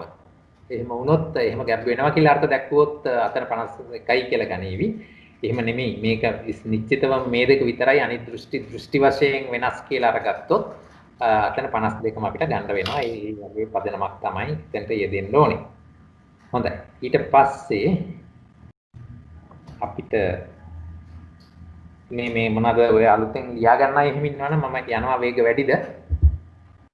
මොකද මේ ගොඩක් දුක දැන් මේ කතා කරපු දුක තුනම එන්නේ එකම දිට්ඨි චෛතසිකය. කහ සමානව වෙනවා. ඒක විස්තර කරන වචන විතරක් සුළු සුළු වෙනස්කම් සහිතව. මෙතනදී කතා කරන්නේ අන්තවාදිට්ඨි අනන්තවාදිට්ඨි. දැන් අන්ත කියලා කිව්වොත් ලෝකයේද ආත්මභාවයේද කෙලවර සහිතයයි. කොනක් තියෙනවා. අග්ගිස්සක් තියෙනවා. ඉවරයි. මේ මෙච්චරයි කියලා පිළිගන්න එක අන්තවාදිට්ඨි. අන්තවත් කියලා අරගන්න එක ඒ විදිහක දෘෂ්ටියක් හැටියට පෙන්වුවා. අනන්තවා කියන එක ලෝකයේ ආත්මභාවයේද කෙලවරක් නොමැත්තේයි පිළිගන්නා මිත්‍යා දෘෂ්ටි සංඛ්‍යාත ධර්මයක් තියෙනවා කියන එකේ ධර්ම සමූහය අනන්තවා කියලා එතනදී පිළිගත්තා. මේ කියන දෘෂ්ටි දෙක මෙතනදී සාකච්ඡා වෙනවා. එතකොට මේ භාවනා පොත මේක මේ විදිහට දක්වන අතරේදී අපිට නික්කේප කාණ්ඩයේ මේක අර්ථ දක්වනවා. ආත්මයේද ලෝකයේද අන්තවත්යයි. නිබඳු යම් දෘෂ්ටියක් දෘෂ්ටිගතයේ දෘෂ්ටි විපර්යාසයක් ඇද්ද මේක අන්තවත් දෘෂ්ටිය කියලා කියනවා. එතකොට අනන්ත කියලා කියනකොට ඒක අනිත් පැත්ත කතා වෙනවා. ආත්මයේද ලෝකයේද අනන්තවත් කියලා ඒ විදිහට අරගන්න අර්ථය. මේ එකම දෘෂ්ටීන්ගේ විවිධ බෙදීම් තමයි මට පේන විදිහට මේ සාකච්ඡා වෙවි යන්නේ ඉස්සරහට. එහෙමනම් එතනදිත් අභිදේයාර්ථ කොට පැහැදිලිවම අරකමයි යෙදෙන්නේ. ඒ අනුව ඒ චෛතසික ටිකත් ඒ විදිහම තමයි මේ සප්පදේශ ස්වභාවයත් ඒ විදිහම තමයි එතනත් ඉන්නේ. එතනත් එහෙමනම් 52 වෙන්න ඕන. මොකද අර කියන දෙක තියෙන අවස්ථාවේදී තියෙන දිච්චි විතරක් හැර කියලා ගත්තාම මේකත් 52 හැටියට යෙදෙන්නට ඕනේ. ඊළඟට පුප්පන්තානු දිට්ටි. එතන නැවතත් දිට්ටියෙම තවත් ස්වභාවයක් එතන විස්තර වෙනවා. එතනදී කතා කරනවා පූර්වාන්තය අනුවගිය දෘෂ්ටිය සහ අපරාන්තය අනුවගිය දෘෂ්ටිය කියලා. දැන් මේ ඉතා එකම දිට්ඨියේ සියුම් වෙනස්කම් වෙන් හැටියට උලුප්පා දක්වා සරියුත් ස්වාමීන් වහන්සේ මේ පද ගොනු කරපු වග පෙනෙනවා. දැන් උන්වහන්සේගේ ඥාණයට අනුව මේ විදිහට මේවා ඒ ආකාරයෙන් යුගල පද හැටියට දාලා එකිනෙක පදයෙන් අනික වෙනස් කරලා පෙන්වුවේ ඇයි? ඒකේ තියෙන විශේෂ ධර්මතා මොනවද කියන එක නම් මට තේරෙන්නේ නැහැ. නමුත් මේ පෙන්නලා තියෙන පද යුගලයන් මෙහිමයි පෙන්නලා තියෙන්නේ කියලා නම් මට ඉදිරිපත් කරන්න පුළුවන්. ඒ එක ගැඹුරින් අපි අධ්‍යයනය කරනවා නම් මම හිතනවා බොහෝම සියුම්ව මේවා ගැන කල්පනා කරලා ඒ එකිනෙක ධර්මතාවයේ තියෙන වපසරිය හරියටම හොයාගෙන ඒවා එකිනෙක සංසන්දනය කළොත් මීට වඩා අපිට අර්ථයක් ගැඹුරක් මේවට බහින්න පුළුවන් කියලා මට මේවා හදද්දී නම් හිතුණා. ඉතින් එහෙම යා ගන්න තරම් පොත්පත් පරිහරණයකට වෙලාවක් හෝ කාලයක් ලැබුණ නැති නිසා බොහොම මතු පිටින් අතගාගෙන යන ගැටියක් මෙතන තියෙනවා. කොහොම හරි මෙතනදී ඉතින් අපි තියෙන හැටියට සාකච්ඡා කරමුකෝ. මට හිතෙන්නේ මංගල මහත්මයා මේක අපි මිත්‍යා දෘෂ්ටිය එක කෝණ වලින් හැම අංශෙම කෝණ වලින් බලන වගේ දෙයක් විදිහට නේද මෙතන පේන්නේ. පැහැදිලිවම මිත්‍යා. ඔව්. එතකොට දැන් අපිට මට මේක හදද්දි තේරුණු දෙයක් තමයි දැන් මේ කෝණය අපේ ජීවිතවලට කොහොමද ගැලපෙන්නේ කියන එක හොයාගන්න පුළුවන් නම් අපි දක්ෂ වෙනවයි කියන්නේ. එතකොට අන්න ඒක හොයාගනිද්දී මේ අපිට මේවා අපේ ලෞකික ජීවිතේ අපිට මේවට මේ තැන්වලදී අපිට යෙදුනේ මෙහෙමයි. එහෙම නැත්නම් මේ දෙක තුනෙක් අහුවෙලා තමයි අපි මේ ඩිසිෂන් එක ගත්තේ. ආදි වශයෙන් අපිට අපේ අත්දැකීම් ඇනලයිස් කරගන්න පුළුවන් නම් මම හිතනවා ඒක තමයි වැදගත් වෙන්නේ කියලා. ඉතින් ඒ සඳහා නම් ඉතින් මේකේ සියුම් නුවණක් අපිට තිබිය යුතුමයි. සමාන පොඩි කරුණක් කියන්න මම බ්‍රහ්මජාල සූත්‍රය මට මතක විදිහට මම ඒක යම් තරමකට කියෙව්වා. මොකද මිත්‍යා දෘෂ්ටිය අන්තගාර දහම් පාසලේ ඒ සම්බන්ධයෙන් තිබිච්ච නිසා ඇත්තටම මට මතක විදිහට ඒක කියනවා සම්‍යක් දෘෂ්ටිය කියන එක මොකක්ද කියන එක අඳුරගන්න ඊට ඉස්සෙල්ලා මිත්‍යා දෘෂ්ටිය කියන එක නෑ මං හිතන්නේ ඒ සූත්‍රෙ නෙමෙයි තියෙන්නේ. නමුත් මිත්‍යා දෘෂ්ටිය ඉස්සෙල්ලා මහා චත්තාරිස්ක සූත්‍රයේ තියෙනවා මිත්‍යා දෘෂ්ටිය මොකක්ද කියන එක ඉස්සෙල්ලා අඳුරගන්න ඕනේ කියලා. එතකොට මට හිතුණා මිත්‍යා බ්‍රහ්මජාල සූත්‍රයේ තියෙන මිත්‍යා දෘෂ්ටි ප්‍රමාණය බලනකොට ඇත්තටම අපිට ඒක අඳුරගන්න ඉතාමත් යොමුනක් ඕනේ කියලා. ඔව් ඉතින් පැහැදිලිවම දැන් බ්‍රහ්මජාල සූත්‍රය ඒක ශ්‍රවණය කරපු ඒ ස්වාමීන් වහන්සේලාට තේරුණෙත් නැහැ. එතන බුදුහාමුදුරුවෝ දේශනා කරපු ඒ සූත්‍රය එතන හිටපු ශ්‍රාවකයන්ට තේරුණෙත් නැතිකොට අපි පොතකින් කියවලා පොතකින් එතකොට අපි කියවන්නේ අර බුදු දේශනාවේ සඳහන් එකෙන් දශමයයිනේ. මොකද බුදු දේශනාව මොනවාද අපි එක වචනයක් කතා කරනකොට බුදුරජාණන් වහන්සේ වචන 16ක් දුකට කතා කරනවානේ. එච්චර ප්‍රමාණයකින් එතකොට අර මොනවද අනුමෙවන් දේශනාවක් වාගේ තැනකදී එක දේශනාවක් කළොත් ඒක සූත්‍ර පිටකේ විතර ලොකුයි කිව්වලුනේ. ඉතින් ඒ ආදී වශයෙන් බලාගෙන යද්දී එහෙම දේශනා කරන එක එතන හිටපු ශ්‍රාවකයන්ට තේරුම් නැතිකොට බ්‍රහ්මජාල සූත්‍රය අපි තේරුම් ගන්නවා කියන එක මම දන්නේ මට නම් හිතා ගන්නත් අමාරුයි. මොකද ඒ තරම් සියුම්ම ඒක බෙදලා තියෙනවා. ඉතින් එවැනි ඥානයක් මට නම් නැහැ. කොහොම හරි හැබැයි ඉතින් ඒව ඇත්තටම කියවන එක හරි වැදගත් වෙනවා. එතකොට අඩු ගානේ මේකේ තියෙන කොයිතරම් ගැඹුරක් තියෙනවද? ඒ එක ධර්මතාවයේ කොයිතරම් සියුම්ම තේරුම් ගත යුතුද කියන එක හරි අපිට වපසරිය තේරෙන නිසා. හරි. එතකොට දැන් මේ කියන අර්ථ දැක්වීම දෙක යටතේ අපි මේකේ ස්වභාවය නිකේප් කාණ්ඩය තුල බලපුවාම උබ්බන්තං ආරබ්බය උප්පජ්ජති දිට්ඨි. එතකොට පූර්වාන්තයේ අරබයා යම් දෘෂ්ටියක් තියෙනවා නම් එතකොට මෙතන මොකද්ද මේ පූර්වාන්තය කියලා කිව්වේ මොකද්ද මේ අපරාන්තය කියලා කිව්වේ දැන් අපි මේ ජීවිතයේදී මේ වෙනකොට අපිට ස්කන්ධ ඇති වෙන ස්වභාවයක් තියෙනවා නම් පෙරදිත් එහෙමම වුණාද ඔය කියන ස්කන්ධ ටික මේ විදිහටම ඇති වුණාද වාගේ අදහසක් වෙන්නත් පුළුවන් හරි එතකොට ඒක සූත්‍රාන්තරයෙන් කතා කරනවා නම් අපි ඇත්තටම මේ විදිහේ ආත්ම භාව පසුගිය කාලවල තිබුණාද උත්තර පෙර තිබුණාද වාගේ දේවල් එහෙම නැත්නම් තිබුණා කියන එක දැඩිව අර ගැනීම ඒ වගේ දෘෂ්ටිගත වීමක් වෙන්න ඕනේ මේ කතා කරන්නේ. එතකොට අපරාන්තය කිව්වම අපේ මරණයෙන් පස්සේ කොහොමද ඒක වෙනව ඇත්තේ? අද ස්කන්ධ තියෙන විදිහට අනාගතෙත් ඇති වෙනවද? එහෙම නැත්නම් මේ ජීවිත හැටියට කතා කරන ඒවා අනාගතයටත් තියෙනවද? මේ ආදී ස්වභාවයන් වෙන්න ඕනේ සාකච්ඡා වෙන්නේ මෙතනදී. එතකොට ඒ කොයි ආකාරයේ බැලුවත් එතනදී අරගන්නෙත් නැවත වතාවක් ditthිචෛතසිකේම තමයි එක එක පැතිකඩ වලින් ඒක ඉදිරිපත් කරලා පෙන්වීම තමයි තියෙන්නේ. හොඳයි. එහෙමනම් ඒකෙත් දුක මුක්ත ධර්ම අර විදිහටම වෙනවා. ඒ තැන ඒක ගලපලා අපි අරගමු.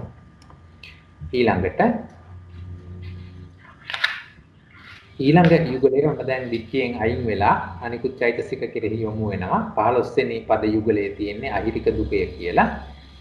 ඒකේ විස්තර වෙන පද ටික තමයි අහිරික අනුත්ප්ප. පළවෙනි පදේ අහිරික දෙවෙනි පදේ අනුත්ප්ප. අහිරික කියන එක අපි දන්නවා කාය වාක් මනෝ දුස්තරතාදී පාපේහි ලැජ්ජා නොවීම. ඒ කියන්නේ කයින් වචනයෙන් මනසින් වැරදි කරන්න කිසි ලැජ්ජාවක් නැති ස්වභාවයක් තියෙනවා නම් ඒක අහිරිකයි කියලා කිව්වා.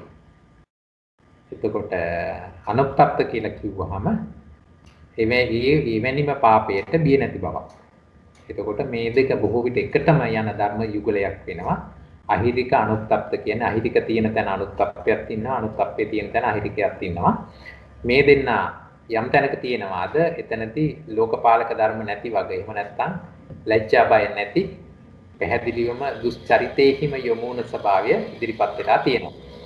එහෙමනම් මේ ධර්මතා දෙක පද හැටියට අරගෙන ඉදිරිපත් කරන මේ යුගලය නිකේප කාණ්ඩය තුලදී විස්තර කරලා දෙනවා යං න හිරියති හිරීතබ්බේන න හිරියති පාපකාණං අකුසලානං ධම්මානං සම්මාපත්තිය. අන්න යම් කරුණකින් ලැජ්ජාවිය යුක්තෙන් ලැජ්ජා නොවේද ලාමක අකුසල ධර්මයන්ගේ පැමිණීමෙන් ලැජ්ජා නොවේද මෙන්න මේ ස්වභාවය අහිරික කියලා කිව්වා. ඒ අනුව අකුසලයක් මොනවාද නැගිටලා එනකොටම ඒක අකුසලය කියලා හඳුනාගෙන හෝ නැතුව හෝ ඒ කෙරෙහිම යොමු වෙලා ඒකට නැගිටින්න ඉඩ දෙන ස්වභාවයම අහිරිකයයි. ඒකට තියෙන බය නැතුව ඒ අකුසලයේ කරන්න යොමු වෙන බව එහෙම ඇති වෙන චෛතසික ස්වභාවය ඒක අනුත්ප්පයයි කියලා කිව්වා. එතකොට අකුසල ධර්මයන් එනවට බය වෙන්නෙත් නැහැ. අකුසලයක් කෙරුවා කියලා ඒකට පසුතැවීමක් තැවීමක් ඇති වෙන්නෙත් නැහැ. මේ ස්වභාවය තමයි මේ තුල දකින්න පුළුවන් වෙන්නේ. මේක ලෝකපාලක ධර්ම ඊයේ විරුද්ධ පැත්ත හැටියට මේක සැලකුවේ. හරි. එතකොට එහිදී යෙදෙන පරමාර්ථ ස්වභාවය තමයි පළවෙනි පදයට අහිරික චෛතසිකය දෙවෙනි පදයට අනුත්ප්ප චෛතසිකය. එතකොට එක එක චෛතසික තමයි දෙපැත්තටම ගිහිල්ලා තියෙන්නේ. එහෙමනම් ස්කන්ධ වශයෙන් උත් එකයි ආයතන එකයි ධාතු එකයි සත්‍ය එකයි කියලා මේ විදිහට ඒක ගලපලා පෙන්නනවා. එහෙමනම් එතන අපි දෙයියාර මේ දුක මුක්ත හැටියට යන කතා කරන ධර්ම ටික සිත් 89යි චෛතසික 50යි රූප 28යි නිර්වාණයයි කියලා ඉදිරිපත් කරන්න පුළුවන්. හරි. ඊට පස්සේ ඒකෙම දැන් අනිත් පැත්ත කතා කරනවා කුසල පාර්ශ්විකව කතා කරනවා 16 වෙනි පද යුගලයේ හැටියට හිරියොත්ප්ප පද දෙක අරගෙන ඒක ගලපලා පෙන්නනවා. හිරි කියන්නේ මොකද්ද ඔත්ප්ප කියන්නේ මොකද්ද කියලා. හිරි කිව්වහම පාපෙහි ලැජ්ජා වීම පිළිකුල් කිරීම ලක්ෂණ කොටත්තා වූ ධර්මයේ කියන්නේ අහිරිකේ විරුද්ධ ස්වභාවය හිරිය. අනුත්ප්පේ විරුද්ධ ස්වභාවය ඔත්ප්පය. පාපෙහි බියවීම තැති ගැනීම ලක්ෂණ කොටත්තා වූ ඔත්ප්ප ස්වභාවය. එහෙමනම් මේ ධර්මතා දෙක ලෝකපාලක ධර්ම කියලා අපි හඳුන්වනවා. මේ දෙක නිකේප කාණ්ඩය තුල විස්තර වෙනවා. යං හිරියති හිරීතබ්බේන හිරියති පාපකාණං අකුසලානං ධම්මානං ආදී වශයෙන් ඒ ධර්ම ටික විස්තර කරලා එනවා. ඒ කියන්නේ යම් කරුණකින් ලැජ්ජාවිය යුත්තෙන් ලැජ්ජාවට පැමිණෙන්නේද? ලාමක කුසල ධර්මයන්ගේ පැමිණීමෙන් ලැජ්ජාවට පැමිණේද?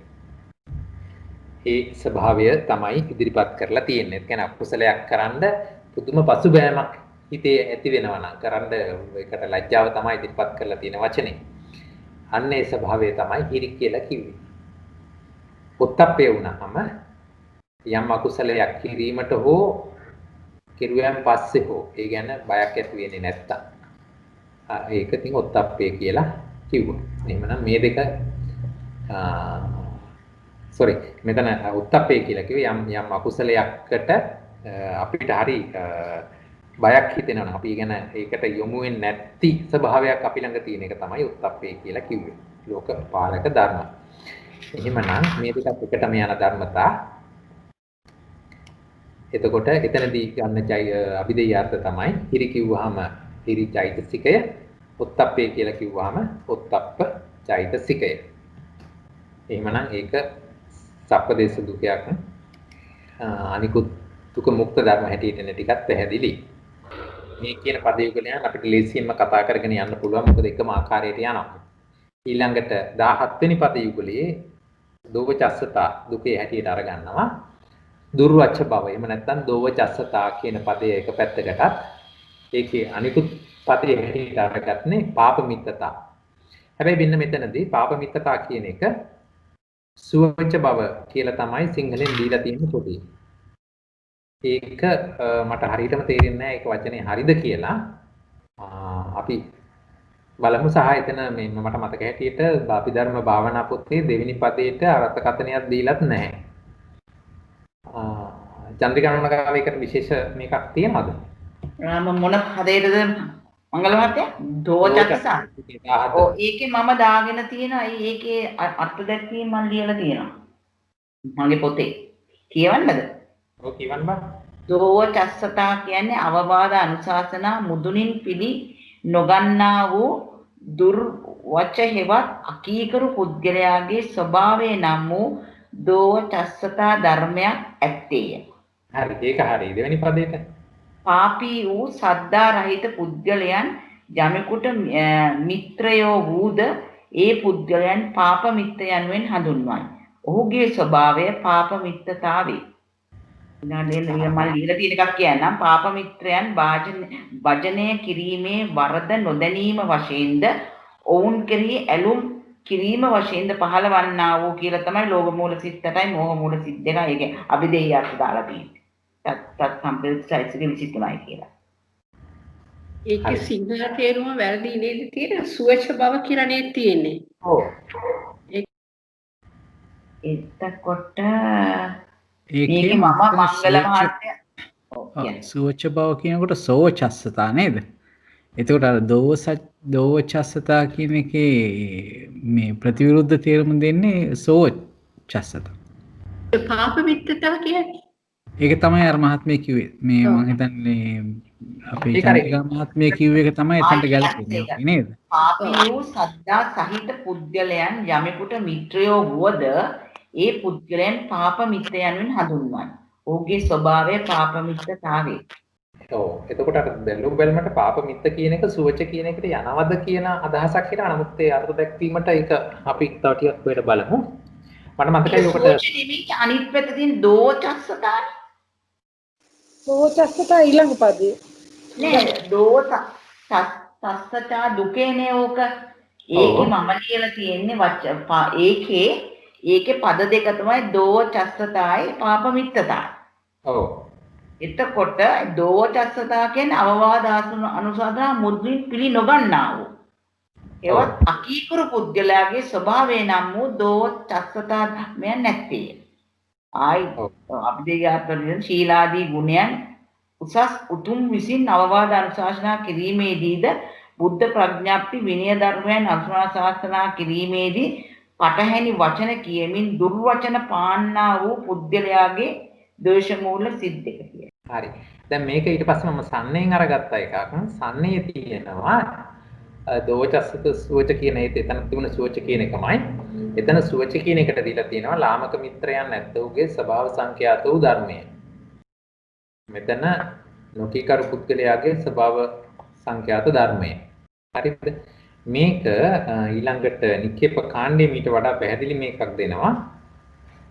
අපි සිංහල එක බලමු. ප්‍රඥප්ත ශික්ෂාපදයේ කියනු ලබන කල්හි සමාවෙන් ඔව් කියන්නේ භාවනා පොතේ දුරුවච කියලාස දෝචස්සතා දුක්ඛය කියන එක පාප දෝචස්සතාච අවවාද අනුශාසනා මුදුනින් නොපිළිගන්නා වූ දුරුවච හේවත් අපි කරු පුද්ගලයාගේ ස්වභාවය නම් ඒ පළවෙනි පදේ දෙවෙනි පදේට මොකද තියෙන්නේ? දෙවනි පදයට පාප මිත්‍රයන් වචනය කිරීමේ වරද නොදැනීම වශයෙන්ද ඔවුන් කෙරෙහි ඇලුම් කිරීම වශයෙන්ද පහළවන්නා වූ ලෝභ මූල සිත් 8 කියලා මේ අභිධර්මාර්ථ වශයෙන් තියෙන්නේ. ඊට අමතරව මේ දීලා නැහැ මේ හැඳින්වීම. මෙතෙන්ට හැඳින්වීමක් දීලා නැහැ නේ. කෙලින්ම අභිධර්මාර්ථ තමයි ගිහිල්ලා තියෙන්නේ. ඒ කියන්නේ ඡේද 40 දී දෙවෙනි පදයට අර්ථ දැක්වීමක් දාලා නැහැ නේද? නෑ අත දැක්වීමක් දාලා නැහැ හම්බුන පොතේ. හරි. ඒක සන්නේ හැබැයි තිබුණා ලාමක මිත්‍රයන් නැත්තේුගේ ස්වභාව සංඛ්‍යාත වූ ධර්මයේ කියලා. දෙවෙනි පදයට. එතකොට ඕක නික්කේප කාණ්ඩය අරගෙන බලපුවාම දෝවචස්සතා කියන එකට එනවා. ප්‍රඥප්ත ශික්ෂාපදයේ කියනු ලබන කල්හි දුර්වචකමෙන් දුර්වච භවෙක් දුර්වචතාවයක් විලෝමග්‍රාහී භවෙක් විලෝමග්‍රහණී සුව ඇති භවෙක් අනාදර භවෙක් මේ ආදී වශයෙන් ඒකට අර කියන දේ හරියට අහන්න නැතුව ඒකට විරුද්ධ වෙන ස්වභාවයක් තියෙනවා නම් දැන් බුදුහාමුදුරුවෝ ප්‍රඥප්ත ශික්ෂාපදයක් කියනකොට ඒක ගණන් ගන්නෑ ඒක වැඩක් නැහැ කියලා වාගේ අදහසකින් ඉන්න ස්වභාවයක්. ඒකට ඒක එතනදී වෙන්නත් පුළුවන්. එහෙම නැත්නම් වෙනත් වැඩිහිටියෙක් ගුරු දෙමව්පියෙක් මොනවා හරි යමක් කියන වෙලාවේදී ඒකට විරුද්ධ අදහසක් හිතේ දැනෙනවා නම් යෙදෙනවා නම් අන්න ඒක මේ දුර්වච බව කියන අර්ථයෙන් ඉදිරිපත් වෙනවා. පාපමිත්තතා කියනකොට සද්දා නැති, දුස්සීල වූ, අල්පශෘත වූ, මාත්‍යාට ඇති දුප්ප්‍රාඥ වූ යම් පුද්ගල කෙනෙක්ද ඔවුන්ගේ යම් සේවනයක්. හරි? එහෙම තියෙන සේවනයක් තියෙනවා නම් අන්නේ කෙරෙහි නැමුණු බවක් තියෙනවා නම් ඒකට කැමති නම් අන්නේ ස්වභාවය පාපමිත්තයි කියලා කිව්වා. හරි? ඒතකොට මට මෙතන අර එකපාරටම නොගැලපීමක් වගේ පේනවා පාපමිත්තතා කියන වචනයට අර සිංහල අර්ථයේ සුවච කියන වචනේ කොයිතරම් ගැලපෙනවද කියන එක. නමුත් පොතේ තියෙන වචනේ මම එහෙමම යොදලා තියෙනවා. ඒ කියන්නේ පාප අපි සුවච කිව්වම නිකන් යහපත් කියන එක වගේනේ අපිට එන්නේ. අපිට එන අර්ථය එහෙම තමයි. කල්යාණ මිත්‍රෙක් වගේනේ. ඒක තමයි. අන්න එතනදී මටත් ඒක හරියටම තේරෙන්නේ නැහැ අයියේ ඒ විදිහටම ගැනුනේ කියන එක. කමක් නැහැ. ඒක සිංහලේදී මේ වරහන් ඇතුලේ තියෙන වචනේ පොඩ්ඩක් පැත්තකට දාලා අපි පාලියෙන් අරගෙන යන්කෝ දෝචස්සතා පාපමිත්තතා. එතකොට එහෙමනම් එතනදී ඔන්න දැන් මාන්න එතන අභිධේයාර්ථ කොහොමද දුරුප්පල තියෙන්නේ කියලා. දෝචස්සතා කිව්වහම සීලාදී ගුණයෙන් උසස් උතුමන් විසින් අවවාද අනුශාසනා කිරීමේදී බුද්ධ ප්‍රඥප්ති විනය ධර්මයෙන් අනුශාසනා කිරීමේදී පටහැනි වචන කියමින් දුර්වච බව පාන්නා වූ පුද්ගලයාගේ ඒ මොහොතේ පවතින ද්වේෂ මූල සිත් දෙක. එතකොට මේ මොහොතේ පවතින ද්වේෂයක් ඇයි අර යෙදෙන අරමුණට විරුද්ධ ස්වභාවයක් හිතේ නැගෙන නිසා. එහෙමනම් එතන ඇති වෙන්නේ ද්වේෂ මූල සිත් දෙකක්. එතකොට අන්න ඒ වෙලාවේදී කොයි වෙලාවේද අර කෙනෙක් කියන්නේ උතුම් කෙනෙක් තමන්ට අවවාද අනුශාසනා දෙන වෙලාවේදී ඒකට විරුද්ධ ස්වභාවයක් තමාගේ හිත තුළ නැගලා එනවා නම් අන්න ඒ ද්වේෂ මූල සිත් දෙකයි යෙදෙන චෛතසික 22යි. ඒක තමයි මෙතනදී අභිධේයාර්ථ හැටියට උපුප්පා දක්වා තියෙන්නේ මුළු චිත්තෝත්පාදේම අරගෙන තියෙනවා එතකොට. ඊළඟට පාප මිත්තතා කියලා කිව්වහම පාප මිත්‍රයන් භජනය කිරීමේ වරද නොදැනීම වශයෙන්ද ඔවුන් කෙරෙහි ඇලූම් කිරීම වශයෙන්ද එහෙම පහළ වෙනවා. එතකොට එහෙම පහළ වෙන්නේ එතනදී ලෝභ ස්වභාවයක්. මොකද එතකොට අරමුණට නැමෙන ගතිය එතන තියෙනවා. එහෙම වෙන්නේ එතකොට මෝහයෙන් මුලා වෙලා තියෙන නිසා. එතකොට එහෙමනම් එතනදී ලෝභ මූල සිත් 8යි මෝහ මූල සිත් 2මයි අරගෙන තියෙනවා. එතකොට මේ පොදුවේ අරගත්තාම මේ තැනදී චෛතසික 23ක් යෙදෙනවා දෝෂ චතුස්කයේ වර්ජිතව අරගන්නකොට. ඊළඟට ස්කන්ධාදී ભેදය අරගෙන බලපුවාම පළවෙනි පදයට යෙදෙන ස්කන්ධ 4යි ආයතන 2යි ධාතු 2යි සත්‍ය 1යි. මොකද ඔක්කොම දුක්ඛ සත්‍යයට වැටෙන නිසා. නමුත් දෙවෙනි පදේ පාප මිත්‍රතා යටතේ එන ලෝභ මූල සිත් 8යි මෝහ මූල සිත් 2යි අරගත්තාම ඒ සිත් 10යි චෛතසික 23යි කියනකොට ආර්ය සත්‍ය හැටියට එතන සත්‍ය දෙකක් කියදෙනවා. දුක්ඛ සත්‍ය සහ සමුදය සත්‍ය. එතකොට පොදුවේ පද දෙකම අරගෙන බැලුවොත් එතනදී මුළු සිත් ගාන සිත් 8යි 2යි 10යි 12ක් අකුසල සිත් 12ම එතන ගොනු වෙලා තියෙනවා. එහෙමනම් ඒක සප්පදේශ වීමට අදාළ අනිකුත් දුක මුක්ත ධර්ම හැටියට අපි අරගන්නවා ඒ අකුසල් ඒ අර කියන ස්වභාවයේදී යෙදෙන අර කියන අකුසල් 12 වර්ජිතව එතකොට අනිකුත් අකුසල් සම්බන්ධව ඒක බලපෑමක් නැති නිසා අනිකුත් අකුසල් කරන වෙලාවේදී ඒ අකුසල් සිත් 12 යෙදෙනවා. එහෙමනම් සිත් 89ම නැවත මෙතනදී උපුප්පා දැක්වෙනවා දුක මුක්ත ධර්ම හැටියට. චෛතසික හැටියට 52 වෙනවා රූප 28යි නිර්වාණයත් අරගන්න වෙනවා. මේ විදිහටයි මේ පදය ගලපන්න තියෙන්නේ. මංගල මහත්තයා මට ඔතන පොඩි ප්‍රශ්නයක් තියෙනවා. මම දාගෙන තියෙනවා මේ නික්කේප කාණ්ඩයේත් මම ලියන් තියෙනවා. ආන්දරගේ පොතේ එතනත් මම මෙන්ෂන් කරලා තියෙනවා. අර නික්කේප කාණ්ඩයේ පොඩක් බලන්න 1332 තත්කතම පාප මිත්‍රතා කියන තැනටම ගේ පුද්ගල අසද්දා දුස්සීල අපසුතා මච්චරිනෝ ඒ හින්දා මම එතන ලියලා තියෙනවා මේ නිසා දෝෂ මූල සිත් ඇතුළත් විය යුතුද කියලා ප්‍රශ්නාර්ථයක් දාගෙන තියෙනවා. එතන මච්චරිය දාලා තියෙන නිසා. අන්න හොඳ නිරීක්ෂණයක්. හැබැයි මච්චරිය දෝෂ ඉච්ඡා මච්චරිය කියන ඒක ධර්මතාවය දෝෂයත් එක්කමනේ එන්නේ නේ. ඒක වෙනම පහළ වෙන්නේ නැහනේ. ඔව් ඒක දෝෂ මූල ස්වභාවයක්. අන්න එතනදී ඒක සාකච්ඡාවට ඉතින් ගණන් ඕන. ඇයි ඒක එහෙම එනවද අපහසුතා දුස්සීලතා මසුරු බව ඒ පුද්ගලා සද්දා හරි ඒ කියන්නේ එවැනි පුද්ගලයෙක් කියන්නේ. ඒතකොට එවැනි හැබැයි තියෙන්නේ ගිරලයාගේ මේ කියන්නේ සමාවෙන්ද ඒ කියන්නේ යේතේ පුද්ගල අස්සද්දා දුස්සීල අපස්සුතා මච්චරිනෝ දුප්පඤ්ඤා ඒ පුද්ගලයන්ගේ සේවනය. ඒ සේවනයෙන් අපි අයිති තමයි. ඔව්. ඒ කියන්නේ අර වගේ මච්චරිනෝ දුප්පඤ්ඤා පස්සුත දුස්සීල අස්සද්ද පුද්ගලය කියන එක නෙමෙයි පාප මිත්‍රතා තියෙන්නේ. ඒ පුද්ගලයන්ගේ සේවනය කියන්නේ. මං හිතන්නේ ඒකයි එතන වෙනස. අර කියන්නේ මසුරු පුද්ගලයෙක්ට උනත් මම කැමතියි. එතකොට මගේ කැමැත්තයි මෙතනදී යෙදෙන්නේ. එහෙමනම් මගේ කැමැත්ත හැම වෙලාවෙම එන්නේ ලෝභ ස්වභාවයෙන්. ඒ නිසායි එතන ඒක මච්චරිනෝ කියලා තිබ්බට මෙතනදී සිංහල පැත්තේ තියෙන්නේ මාස්ටර්ය ඇති කියලානේ. මාස්ටර්ය ඇති. ඇති යම් පුද්ගල කෙනෙක් ඇද්ද ඔවුන්ගේ යම් සේවනයකට Taman කැමතියි. ඒකට Taman කැමති කාටද? අර කොයි පුද්ගලයා වුණත් ඒ පුද්ගලයාගේ සේවනයේට මම කැමතියි. ඒ පුද්ගලයාගේ යාළුවෙක් කරගන්න මම කැමතියිනේ. ඒතකොට මගේ කැමැත්තනේ මෙතන ඉස්මතු වෙලා තියෙන. එතන මගේ කැමති ස්වභාවය ලෝභ ස්වභාවය නේද? මම ඔහුට විරුද්ධව කියන්නේ නැහනේ. ඒ නිසා එතෙන්ට ලෝභ මූල සිත් අට තමයි එන්න ඕන. දෝෂ එන්න විදිහක් නැහැ. ඒක පැහැදිලි මංගල මහත්මයා නේද? ඒ අතෙන් ගත්තොත් පැහැදිලි. වෙන විදිහට. හරි. එහෙමනම් අපි ඊළඟ පදයකට යමු.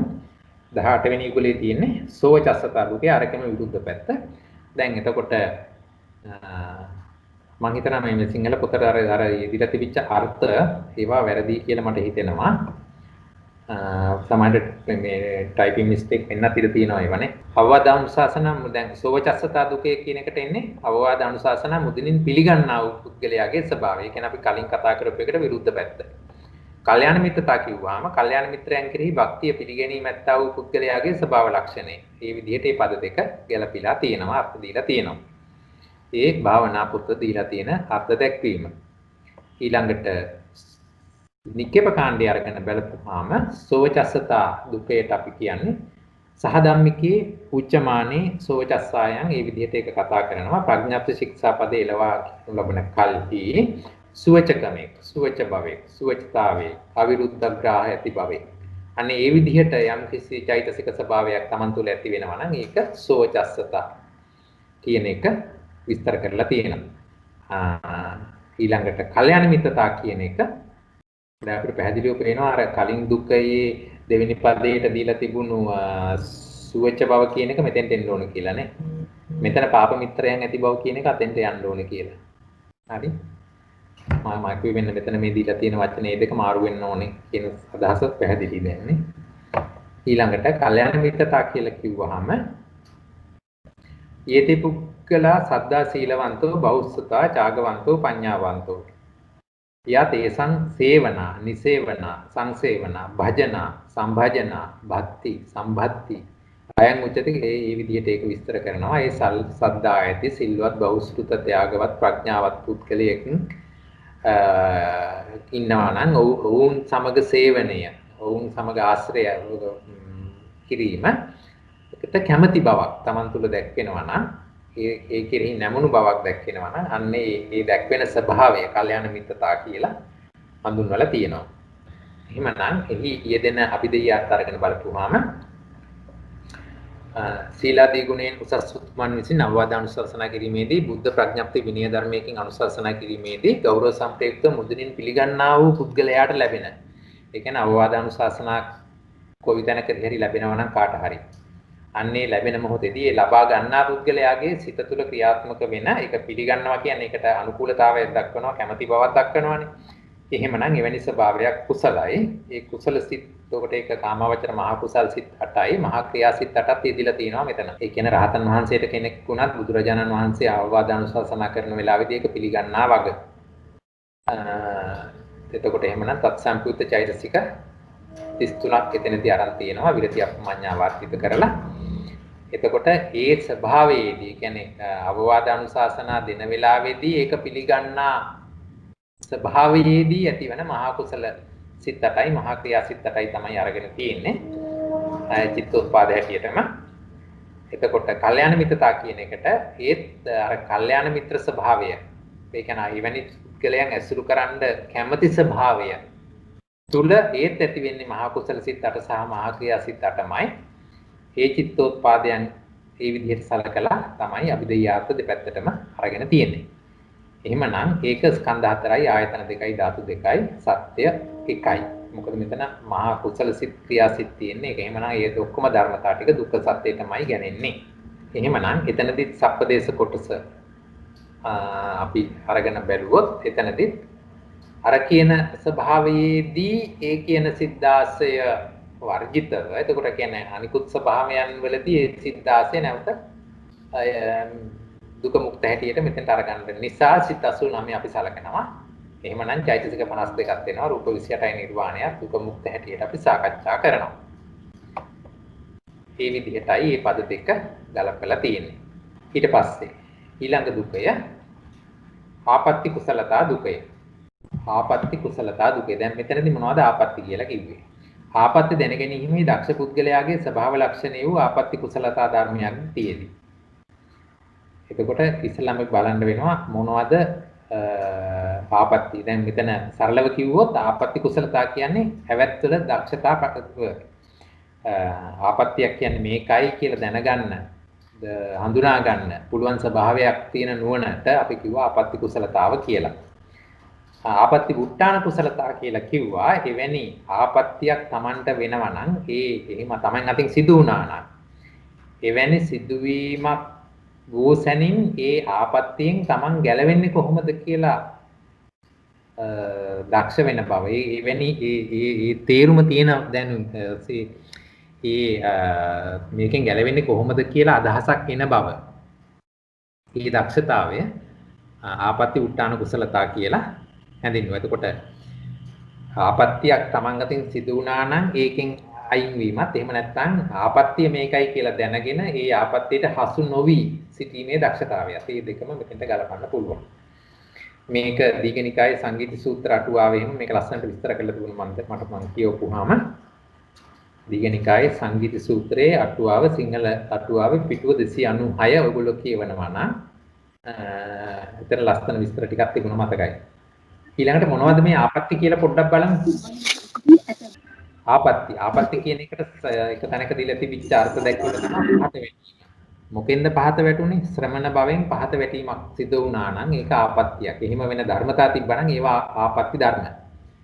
ආපත්‍ති ධර්ම විස්තර කරලා තිබුණා 5 ආකාරයකට හෝ 7 ආකාරයකට කියලා. ඒකෙදි ආපත්‍තිය කියලා කිව්වේ භික්ෂු භික්ෂුණී උභය පක්ෂයේ ඒ කියන්නේ මේ දෙගොල්ලන්ටම සංවරය පිණිස වදාළ ශික්ෂාපද බිඳීමෙන් වන වරද තමයි ආපත්‍ය කියලා කියන්නේ. එතකොට එවැනි ආපත්‍ය වර්ග දීර්ඝ වශයෙන් කතා කළොත් 7ක් තියෙනවා. ඕක සමහර සූත්‍රවල සමහර විනය තැන්වලදී පොකට 5ක් කියලාත් පෙන්නපු දැන් තිබුණා. එතකොට දැන් බුදුහාමුදුරුවෝ යම් කිසි ශික්ෂාපදයක් පනවලා තියෙනවා. ඒ ශික්ෂාපදය පැනෙව්වට පස්සේ ඒ ශික්ෂාපදය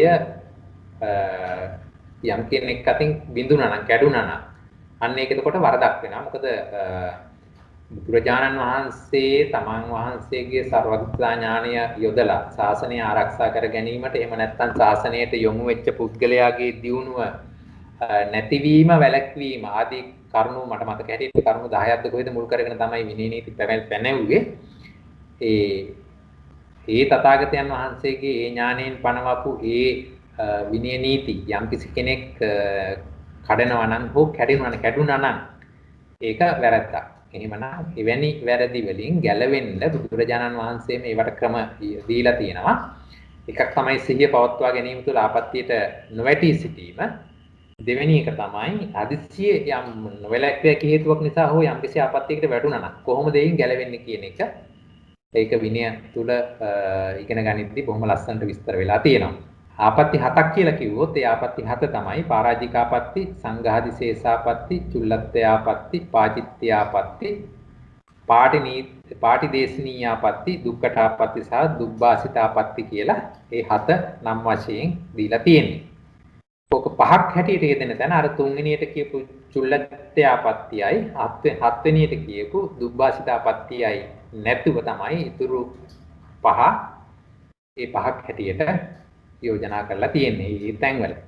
මේක විනය කියන එක අධ්‍යයනය කරන කෙනෙක්ට වැඩිදුර විස්තර ඉගෙන ගන්න පුළුවන් මේ ආපත්‍ය කියන එක.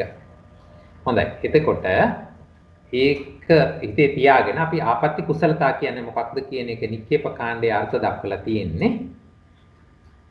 පංච ආපත්‍ය ස්කන්ධයෝ එහෙම නැත්නම් සප්ත ආපත්‍ය ස්කන්ධය අර කිව්ව විදිහට 5ක් වශයෙන් දේශිත තැන්වලදී හෝ 7ක් වශයෙන් දේශිත තැන්වලදී ඒ ආපත්තීන්ගේ පරිච්ඡේද දන්නා බවෙක්. ඒ කියන්නේ මේ ආපත්තිය වෙන්නේ මෙන්න මේ ආකාරයටයි. මෙන්න මෙහෙම වුණොත් තමයි ආපත්තිය වෙන්නේ කියලා නිවැරදිව දන්නා නුවණ. ඒක අන්නේ ටිකට තමයි ආපත්‍ය කුසලතා කියලා කිව්වේ. ඊළඟට ආපත්‍ය උත්තාන කුසලතා. ඒ ආපත්තීන්ගෙන් නැගී සිටීමෙහි දැනීමක් ප්‍රඥාවෙක් ප්‍රජානනයක් තියෙනවා නම් ඒක ආපත්‍ය උත්තාන කුසලතා කියලා කිව්වා. එතකොට දැන් ආපත්‍ය මේකයි. මෙන්න මෙහිමයි මේ ආපත්‍ය වෙන්නේ කියලා නුවණ තියෙනවා. එහෙමනම් හදිස්සි ආපත්‍යයෙන් වැරදීමක් හරි ආපත්‍යයක් සිද්ධ වුණා නම් ඒ කියන්නේ අර කියන ප්‍රඥාවක් කැඩිලා ඒ ආපත්‍ය සිද්ධ වුණා නම් ඒකෙන් නැගී සිටින්නේ කොහොමද? අනේ මට මේ ආපත්‍ය වුණා කියලා ඒ ගැන පසුතැවීම කියන්නේ අකුසලයක්. එහෙම පසුතැවෙන්නේ නැතුව හරි මට මේ ආපත්‍යක් වුණා තමයි. ඒකෙන් මම දැන් නැගිටින්නේ කොහොමද? ඒක මම ක්ෂමා කරගන්නේ කොහොමද? আদি වශයෙන් මේ තියෙන දැනීම මත හැකියක්මනින් ඒක සමා කරගෙන නැවත නිවැරදි මාර්ගයේ පිහිටීම ආයත සංවරය රැක ගැනීම මෙතනදී යෝජනා කරලා තියෙනවා. මේ පද දෙක තුල වෙන්න මේකයි. හඳුනාගන්නේ ආපත්‍ය හඳුනා ගන්න ඒකෙන් වළකින්න. හරි. එහෙමනම් එහි යෙදෙන අභිධේයාර්ථ බලපුවාම සප්ත ආපත්‍ය ස්කන්ධයන් දැන ගැනීමෙහි දක්ෂ පුද්ගලයාගේ ඥාන සංප්‍රයුක්ත මහා කුසල මහා ක්‍රියාසිත 8හි යෙදෙන ප්‍රඥාචෛතසික 8. එතකොට මේක කෙලින්ම ප්‍රඥාවටම යොමු කරලා විද්‍යාර්ථයේ ගලපලා තියෙනවා. හැබැයි මේ ප්‍රඥාව ආයේ කාමාවචර සිත් 8හිම යෙදෙන ප්‍රඥාව හැටියටමයි දීලා තියෙන්නේ. මොකද ඒක රූපාවචර ප්‍රඥාවක් හෝ අරූපාවචර ප්‍රඥාවක් හෝ ලෝකෝත්තර ප්‍රඥාවක් හැටියට නෙමෙයි මේක ක්‍රියාත්මක වෙන්නේ. හරි මේවා කාමාවචර ධර්ම. එහෙමනම් ඒ කාමාවචර කුසල සිත් 8හි යෙදෙන ප්‍රඥාවම තමයි අපි දෙයාර්ථ හැටියට ආපත්‍ය කුසලතාවයට අරගෙන තියෙන්නේ. ආපත්‍ය උත්තාන කුසලතාවයට අරගෙන තියෙන්නේ එම අපි දෙයාර්ථමයි. ඒ කියන්නේ වැරදක් වුණාට පස්සේ ඒ වැරදින් නැගිට ගන්න යෙදෙන කාමාවචර සිත් 8 තියෙන ප්‍රඥා 8 තමයි ඉදිරිපත් වෙලා තියෙන්නේ. ඒතර මේකෙන් ගැලවෙන්නේ 4යි ක්‍රියාසිත 4ේ ප්‍රඥාව නේද? උසාසිත 4ේ මහා ක්‍රියාසිත 4ේ. වෙන්න ඕනේ මං රහතන් වහන්සේ වුණත් ඒකින් නැගිටින්නට ඕනේ, ගැලවෙන්නට ඕනේ. ඒ නිසා ක්‍රියාසිත 8ක් එදිලා තියෙනවා. හරි. මහා කුසල සිත් 4යි ක්‍රියාසිත 4යි තමයි අරගෙන තියෙන්නේ. දැන් කෙනෙක්ට ප්‍රශ්නයක් ඉන්නේ නැද්ද රහතන් වහන්සේ කොහොමද මේකට යොමු වෙන්නේ කියලා, වැටෙන්නේ කියලා? චන්ද්‍රිකා මහත්මිය ඔබ ඉදිරිපත් කරන්නකො එහෙම මහරහතන් වහන්සේ දෙනමකගේ නම් දෙකක් වුන් වහන්සේලා වෙනුවෙන් විනය නීති පනවපු. වුන් වහන්සේලා නිසාවෙන් විනය නීති පනවන්න සිද්ධ වෙච්ච අවස්ථාවක් දෙක. මේක තමයි මට විනාඩියක් මංගල මහත්තයා අර මේ ප්‍රාතිහාර්ය සම්බන්ධයෙන් ඒ ගත්තේවත් විනය නීති ගණයටද වැටෙන්නේ? පාත්‍රයක් ගන්න ප්‍රාතිහාර්ය පාන්න ගියාට පස්සේ බුදුරජාණන් වහන්සේ ඒවට කිව්ව නේද? එහෙම ප්‍රාතිහාර්ය පාන්න එපා කියලා භික්ෂුන්ට ඒ වගේ දේවල් ඒක පැහැදිලිවම ප්‍රඥප්තියක් නේ. එතකොට විනය ප්‍රඥප්තියක් නේ. හැබැයි ඒක කොයි පදේට දෙන්න කියලා නම් මට මතක් දෙන්නේ කළා නෑ. මට එහෙම මතක නෑ. නමුත් බුදුරජාණන් වහන්සේ එපා කියලා පනවපු ප්‍රඥප්තියක් ඒකත් නේද? ඒ වගේ දේවල් එන්නත් එහෙම එනවා නම් ඒක යම් කිසි ඔය කිව්ව කොටස් වලින් එකට වැටෙනවා නම් ඒකත් එතකොට ඇවතක් සිද්ධ වෙන තැනක් වගේ නේද? නීති චුල්ලපන්තක හාමුදුරුවෝ බෙපෙල්ලටි සීස අන්න හරි. හරි. චුල්ලපන්තක හාමුදුරුවෝ ඒ කියන්නේ මහරහතන් වහන්සේලා 80 මහා ශ්‍රාවකයන්ගෙන් අය ඒගොල්ල. නමුත් ඒගොල්ල තුලත් ඒගොල්ල අතරිනුත් යම් වැරදි සිදු වුණා. ඒ යෝජනා කරපු නම් දෙක උදාහරණ අරගෙන ඉවෙන් ඒ රහත් චුල්ලපන්තක ස්වාමීන් වහන්සේ අතින් යම් වරදක් සිදු වුණා. ඒ සිදු වෙච්ච වරද බුදුරජාණන් වහන්සේට සැලවූ කෙනෙහිම චුල්ලපන්තක හාමුදුරුවන් කැඳවලා ඒක ඒ විදිහට සිදු වුණු වගේ විමර්ශලා එසේ කරන්නට එපාය කියලා ඒකට අවවාද කළා. ඉතින් එවැනි අවවාදයක් පිළිගැනීම නිසා මේ මහා ක්‍රියාසිතුත් මේ වෙලාවට අරගෙන තියෙනවා අපි දෙයියත් හැටියට. ඒ වරද මොකක්ද කියලා මතක නැද්ද මංගල මහත්තයා? චන්ද්‍රිකා මහත්මිය ඔබ කියන්නකේ වරද? මම චන්ද්‍රිකා මහත්මියට අනු බුදුරුව මවල මැව්වනේ අර එයාට එන්න කියලා පණිවිඩයක් එවපුවාම මේ දානයකට වඩින්න නෑ. ඒක විනය නීති පනවන්න අවශ්‍ය අනුපෝකක් මට සඳහනම් මතක නැහැ. නමුත් ඊට වඩා විශේෂ අවස්ථාවකදී භික්ෂුණීන් වහන්සේලාට රාත්‍රිකාරයේ ධර්ම දේශනා කිරීමට එපා කියලා නේද? අන්න හරි. අඳුර වැටෙනකොට. ඔව්.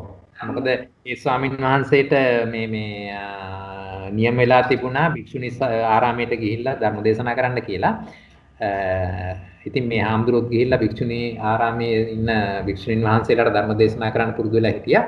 හැබැයි යම් කිසි කාරණාවක සමූහයක් කියන්නේ භික්ෂුණීන් වහන්සේලා හැම දවසකම ඔබ ධර්මයේ හැමදාම එකම පදේ දේශනා කරනවා කියලා ඒගොල්ලෝ කැමති වුණේ නෑනේ.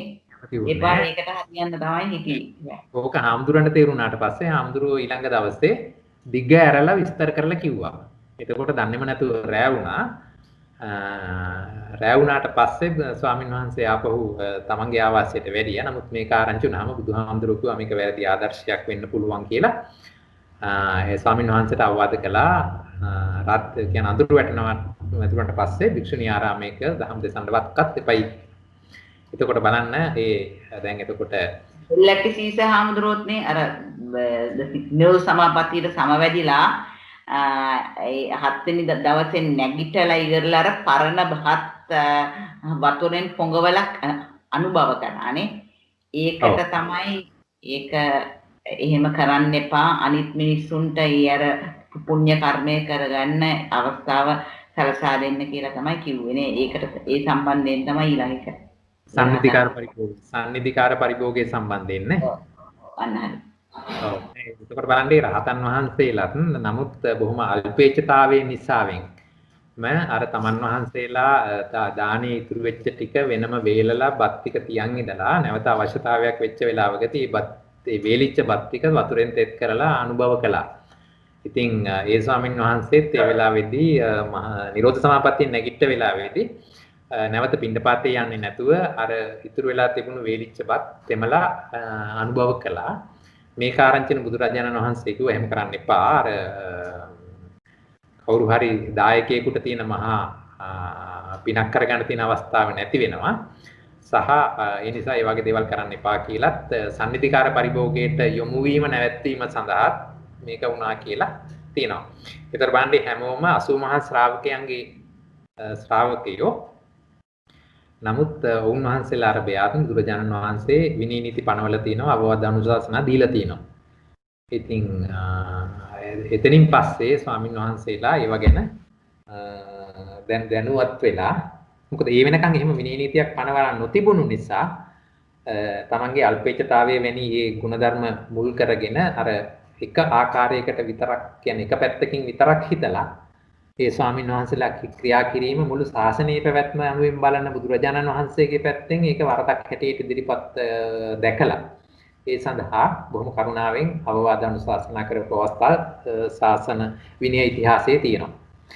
ඉතින් අපිට පසුගියදා කෝ සාකච්ඡා කරන්න අවස්ථාවක් ලැබුණු නිසා තමයි මතකයට ආවේ.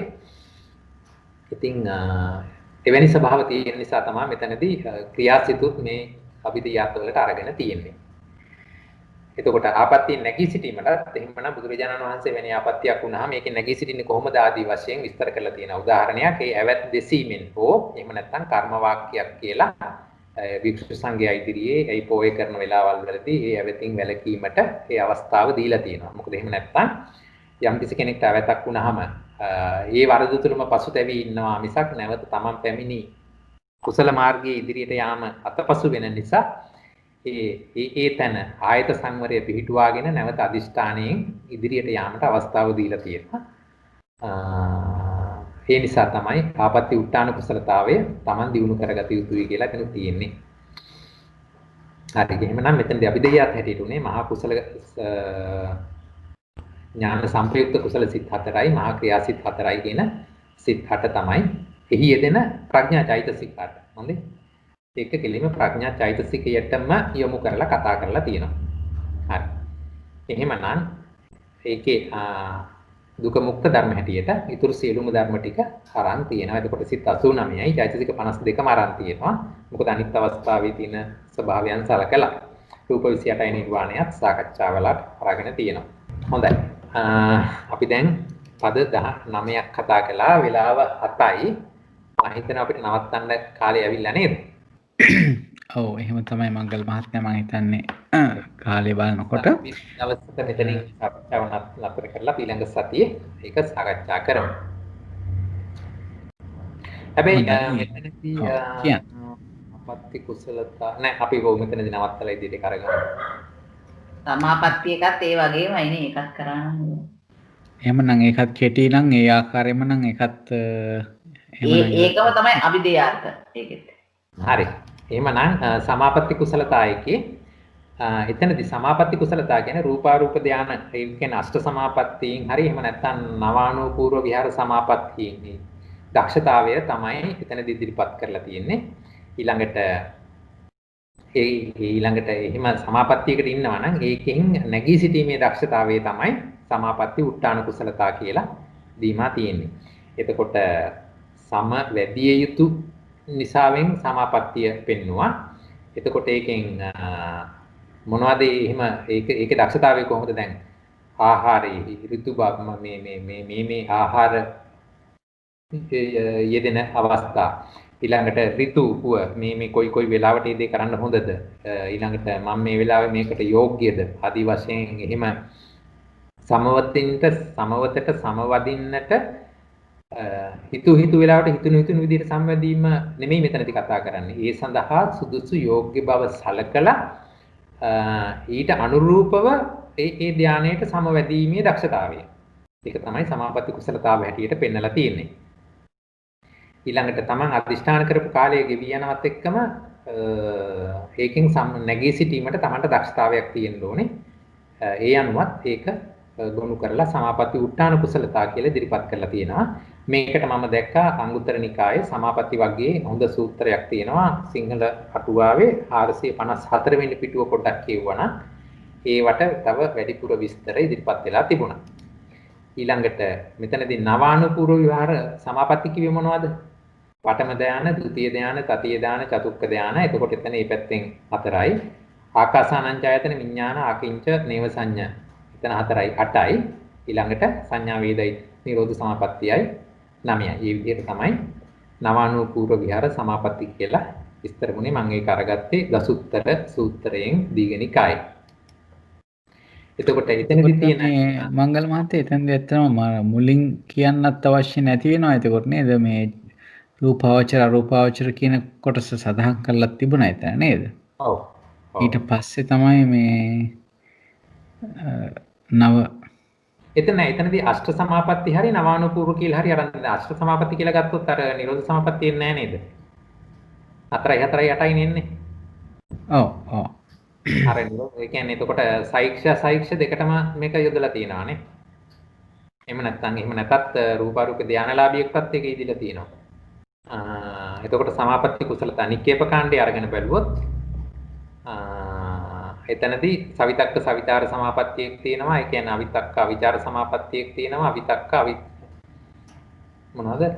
සවිතක්ක සවිචාර සමාධියයි අවිතක්ක විචාර මාත්‍ර සමාධියයි අවිතක්ක අවිචාර සමාධියයි. මේ තුන අරගෙන ඒ වගේ පරිකර්ම අර්පණා පරිච්ඡේදෙහි කුසල බවක් ප්‍රඥායික ප්‍රජානනීය අමෝහයේ ඒ ටික ඇදන් ඒ ටික සමාපatti කුසලතා කියන නික්කේප කාණ්ඩය ඡේද 1337 දී ඒකට අර්ථ ඉදිරිපත් කළා.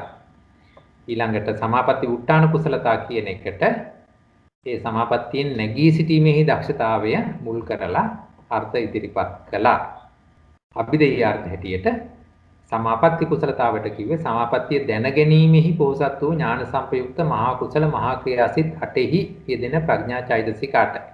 මොකද පරිකර්ම භාවනාවලට යෙදෙන්නේ කාමාවචර කුසල නිසා. එහෙම නැත්නම් කාමාවචර ක්‍රියා නිසා. සමාපatti උට්ටාන කුසලතා කිව්වාම ඒත් ඒ අභිධේයාර්ථම ආරම්භ වෙනවා. ඥාන සංපයුක්ත මහා කුසල සිත් 4යි මහා ක්‍රියා සිත් 4යි අරගෙන පෙන්වනවා. ස්කන්ධාදීපේතියත් ඒ විදිහටම තමයි දුක මුක්ත ධර්මත් එහෙමම තමයි එතන පෙන්වන්නේ. එහෙමනම් අපි පද යුගල 20ක් මේ වෙනකොට සාකච්ඡා කරලා තියෙනවා. අපි ඉදිරි ටික ඊළඟ දවසේ සාකච්ඡා කරන්න ඉඩ තියලා අදට එහෙමනම් කාල වේලාව සලකලා සාකච්ඡාව අවසන් කරමු. හැම දිනාටම තෙරුවන් සරණයි. තෙරුවන් සරණයි මංගල මහත්තයා. අපි ඒක ලබන සතියේත් පොඩ්ඩක් මතක් කරගමු. මටත් පොඩි ප්‍රශ්න කිහිපයක් තියෙනවා निराකරණය කරගන්න ඔබතුමාගේ සහායයෙන්.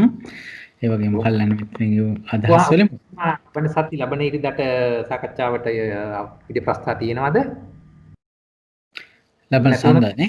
එහෙම නැත්නම් අපි ඉන්නේ දවසක නිවාඩුවක් අරගමුද? මමත් අනුරාධපුරේ. ඔබතුමාගේ කොහොමද කාලසටහන? 20 අද 21යි අවසානයේ 28 නේද? ඔව් 28 මට බැරි වෙයි ඇත්තටම. හොඳයි එහෙමනම් මමත් අනුරාධපුරේ ඉන්නේ මගේ පොත්පත් ටිකත් අතේ නැහැ. හොඳයි. එහෙමනම් අපි ලබන සතියේ හොඳයි එහෙම කරමු. එහෙමනම් ලබන සතියේ මේ පාඩම පැවැත්වෙන්නේ නැහැ. ඊට පසු සතියේ නැවතත් අපි හමු වෙමු නේද? ඔව් වඩා හොඳයි. හොඳයි. එහෙම හොඳයි. එහෙනම් ඔක්කොම මේක සඳහන් කරගන්න ලබන සතියේ නැති බවත් ඊට පසු සතියේදී නැවත අපි හමු වෙන බවත්. එහෙමනම් මම ඊටමත් ගෞරවයෙන් කල්යාණ මිතුරෙකුට හෝ මිතුරියකට යොමු වෙනවා. නැත්නම් ආරාධනා කරනවා දෙවියන්ට පින් දීලා අපි මංගල මහත්මයාටත් පුණ්‍ය අනුමෝදනාවක් කරලා මේ අද දවසේ සාකච්ඡාව නිමා කරන්න කියලා කාට හරි ඉදිරියට වෙන්න පුළුවන් දෙයකට. මං හිතනවා එහෙම වුණොත් අපිට සෝමා මහත්මිය උදව් කරයි කියලා. දැන් එහෙනම් මම පුණ්‍යානුමෝදන කරන්නම්. ඇත්තටම මංගල මහත්මයා ගොඩක් මහන්සි වෙලා අපිට ධර්මයේ බුදුහාමරගේ පරමාර්ථ ධර්ම නියම විදිහට අපිට යොමු කරන්න අපිට දැනුවත් කරන්න ගොඩ මහන්සියක් ගන්නවා. අපි විශාල පුණ්‍යානුමෝදනා කරන්න ඕනේ. අපි ඉස්සර දෙවියන්ට පින් අනුමෝදන් කරලා ඥාතීන්ට පින් අනුමෝදන් කරලා මෙයා කරමු. එත්තාවතා චම්මේහි සම්පදම් පුඤ්ඤ සම්පදම් සබ්බේ දේවා අනුමෝදන්තු සබ්බ සම්පත්ති සිද්ධියා. එත්තාවතා චම්මේහි සම්පදම් පුඤ්ඤ සම්පදම් සබ්බේ දේවා අනුමෝදන්තු සබ්බ සම්පත්ති සිද්ධියා. එත්තාවතා චම්මේහි සම්පදම් පුඤ්ඤ සම්පදම් සබ්බේ දේවා අනුමෝදන්තු සබ්බ සම්පත්ති සිද්ධියා. ආකාශට්ඨාට බුම්වට්ඨා දේවා නාග මහිද්దిక පුඤ්ඤන්තං අනුමෝදිතා චිරන් රැක්කතු සම්බුද්ධ ශාසන චිරන් රැක්කතු සම්බුද්ධ දේශනා චිරන් රැක්කන්තු මම් පරන්ති ඉදම්මේ ඥාතිනං හෝතු සුඛිතා හොන්තු ඥාතයෝ ඉදම්මේ ඥාතිනං හෝතු සුඛිතා හොන්තු ඥාතයෝ ඉදම්මේ ඥාතිනං හෝතු සුඛිතා හොන්තු ඥාතයෝ අපි සමාව වේදමු අපි අතින් යම්සේ වරදක් කියලා තිබුණා නම් සමාව වේදමු කායේන වාචා චිත්තේන පමාදේන මායාකතං අච්ඡං කම්මේ පන්තේ බුරිපඤ්ඤ තථාගත කායේන වාචා චිත්තේන පමාදේන මායාකතං අච්ඡං කම්මේ ධම්ම සම්දිට්ඨික අකාලික කායේන වාචා චිත්තේන පමාදේන මායාකතං අච්ඡං කම්මේ සංඝ සුපටිපන්න අනුත්තර ඉමාය ධම්මානු ධම්මපටිපත්තිය බුද්ධං පූජේමි ඉමාය ධම්මානු ධම්මපටිපත්තිය ධම්මං පූජේමි ඉමාය ධම්මානු ධම්මපටිපත්තිය සංඝං පූජේමි අද්දා ඉමාය පටිපත්තිය ජාති ජරා මරණං පරිමුඤ්ඤස්සාමි ඉදම්මේ පුඤ්ඤ කම්මං ආසවක්ඛ්‍යා වහං හෝතු සබ්බ දුක්ඛා පමුච්ඡතු අපි මංගල මහත්මයා දේශනා කරන වශයෙන් ලබාගත් ලොකු කුසලයක් තියෙනවා මම හිතන්නේ ධම්ම දානය තමයි ඔක්කොන්ට වඩා තියුණු විශාලම දානය ඒ ධම්ම දානය කියන්නේ විශාල කුසලයක් අත්‍යවශ්‍යයි ගත්තා. ඒ වගේ මේ ධර්මය අපි ශ්‍රවණය කළා. ඒ ශ්‍රවණය කිරීමෙන් අපි විශාල කුසලයක් අත් කරලා තියෙනවා. අපි මෙතෙක් කල අපේ සසරගත ජීවිතයේත් අපි කරගෙන තියෙන කුසල් තියෙනවා. අපි මේ සියලුම කුසල් ඔබතුමාට අනුමෝදන් කරනවා. මේ කුසල් බලයෙන් තව තවත් ධර්ම ශක්තිය වැඩි වේවා. තව තවත් අපි වගේ ධර්ම පිපාසයෙන් ඉන්න අයට තව තවත් ධර්මයේ බෙදා හැරීමට අවස්ථාව ලැබේවා. ඒ සඳහා කායික ශක්තිය මානසික ශක්තිය ඇති වේවා කියලා මම ප්‍රාර්ථනා කරනවා. ඒ වගේම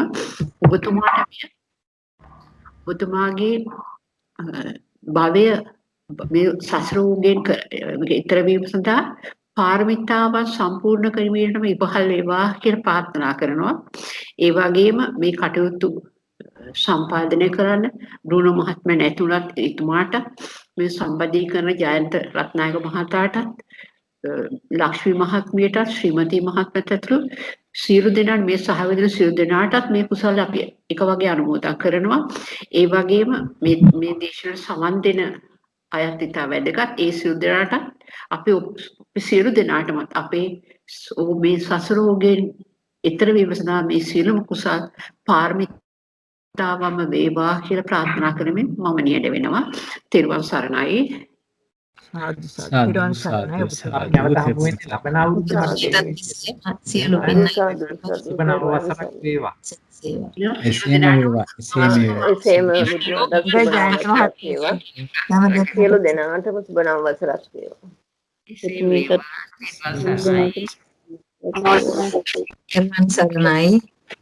තෙරුවන් සරණයි. තෙරුවන් සරණයි.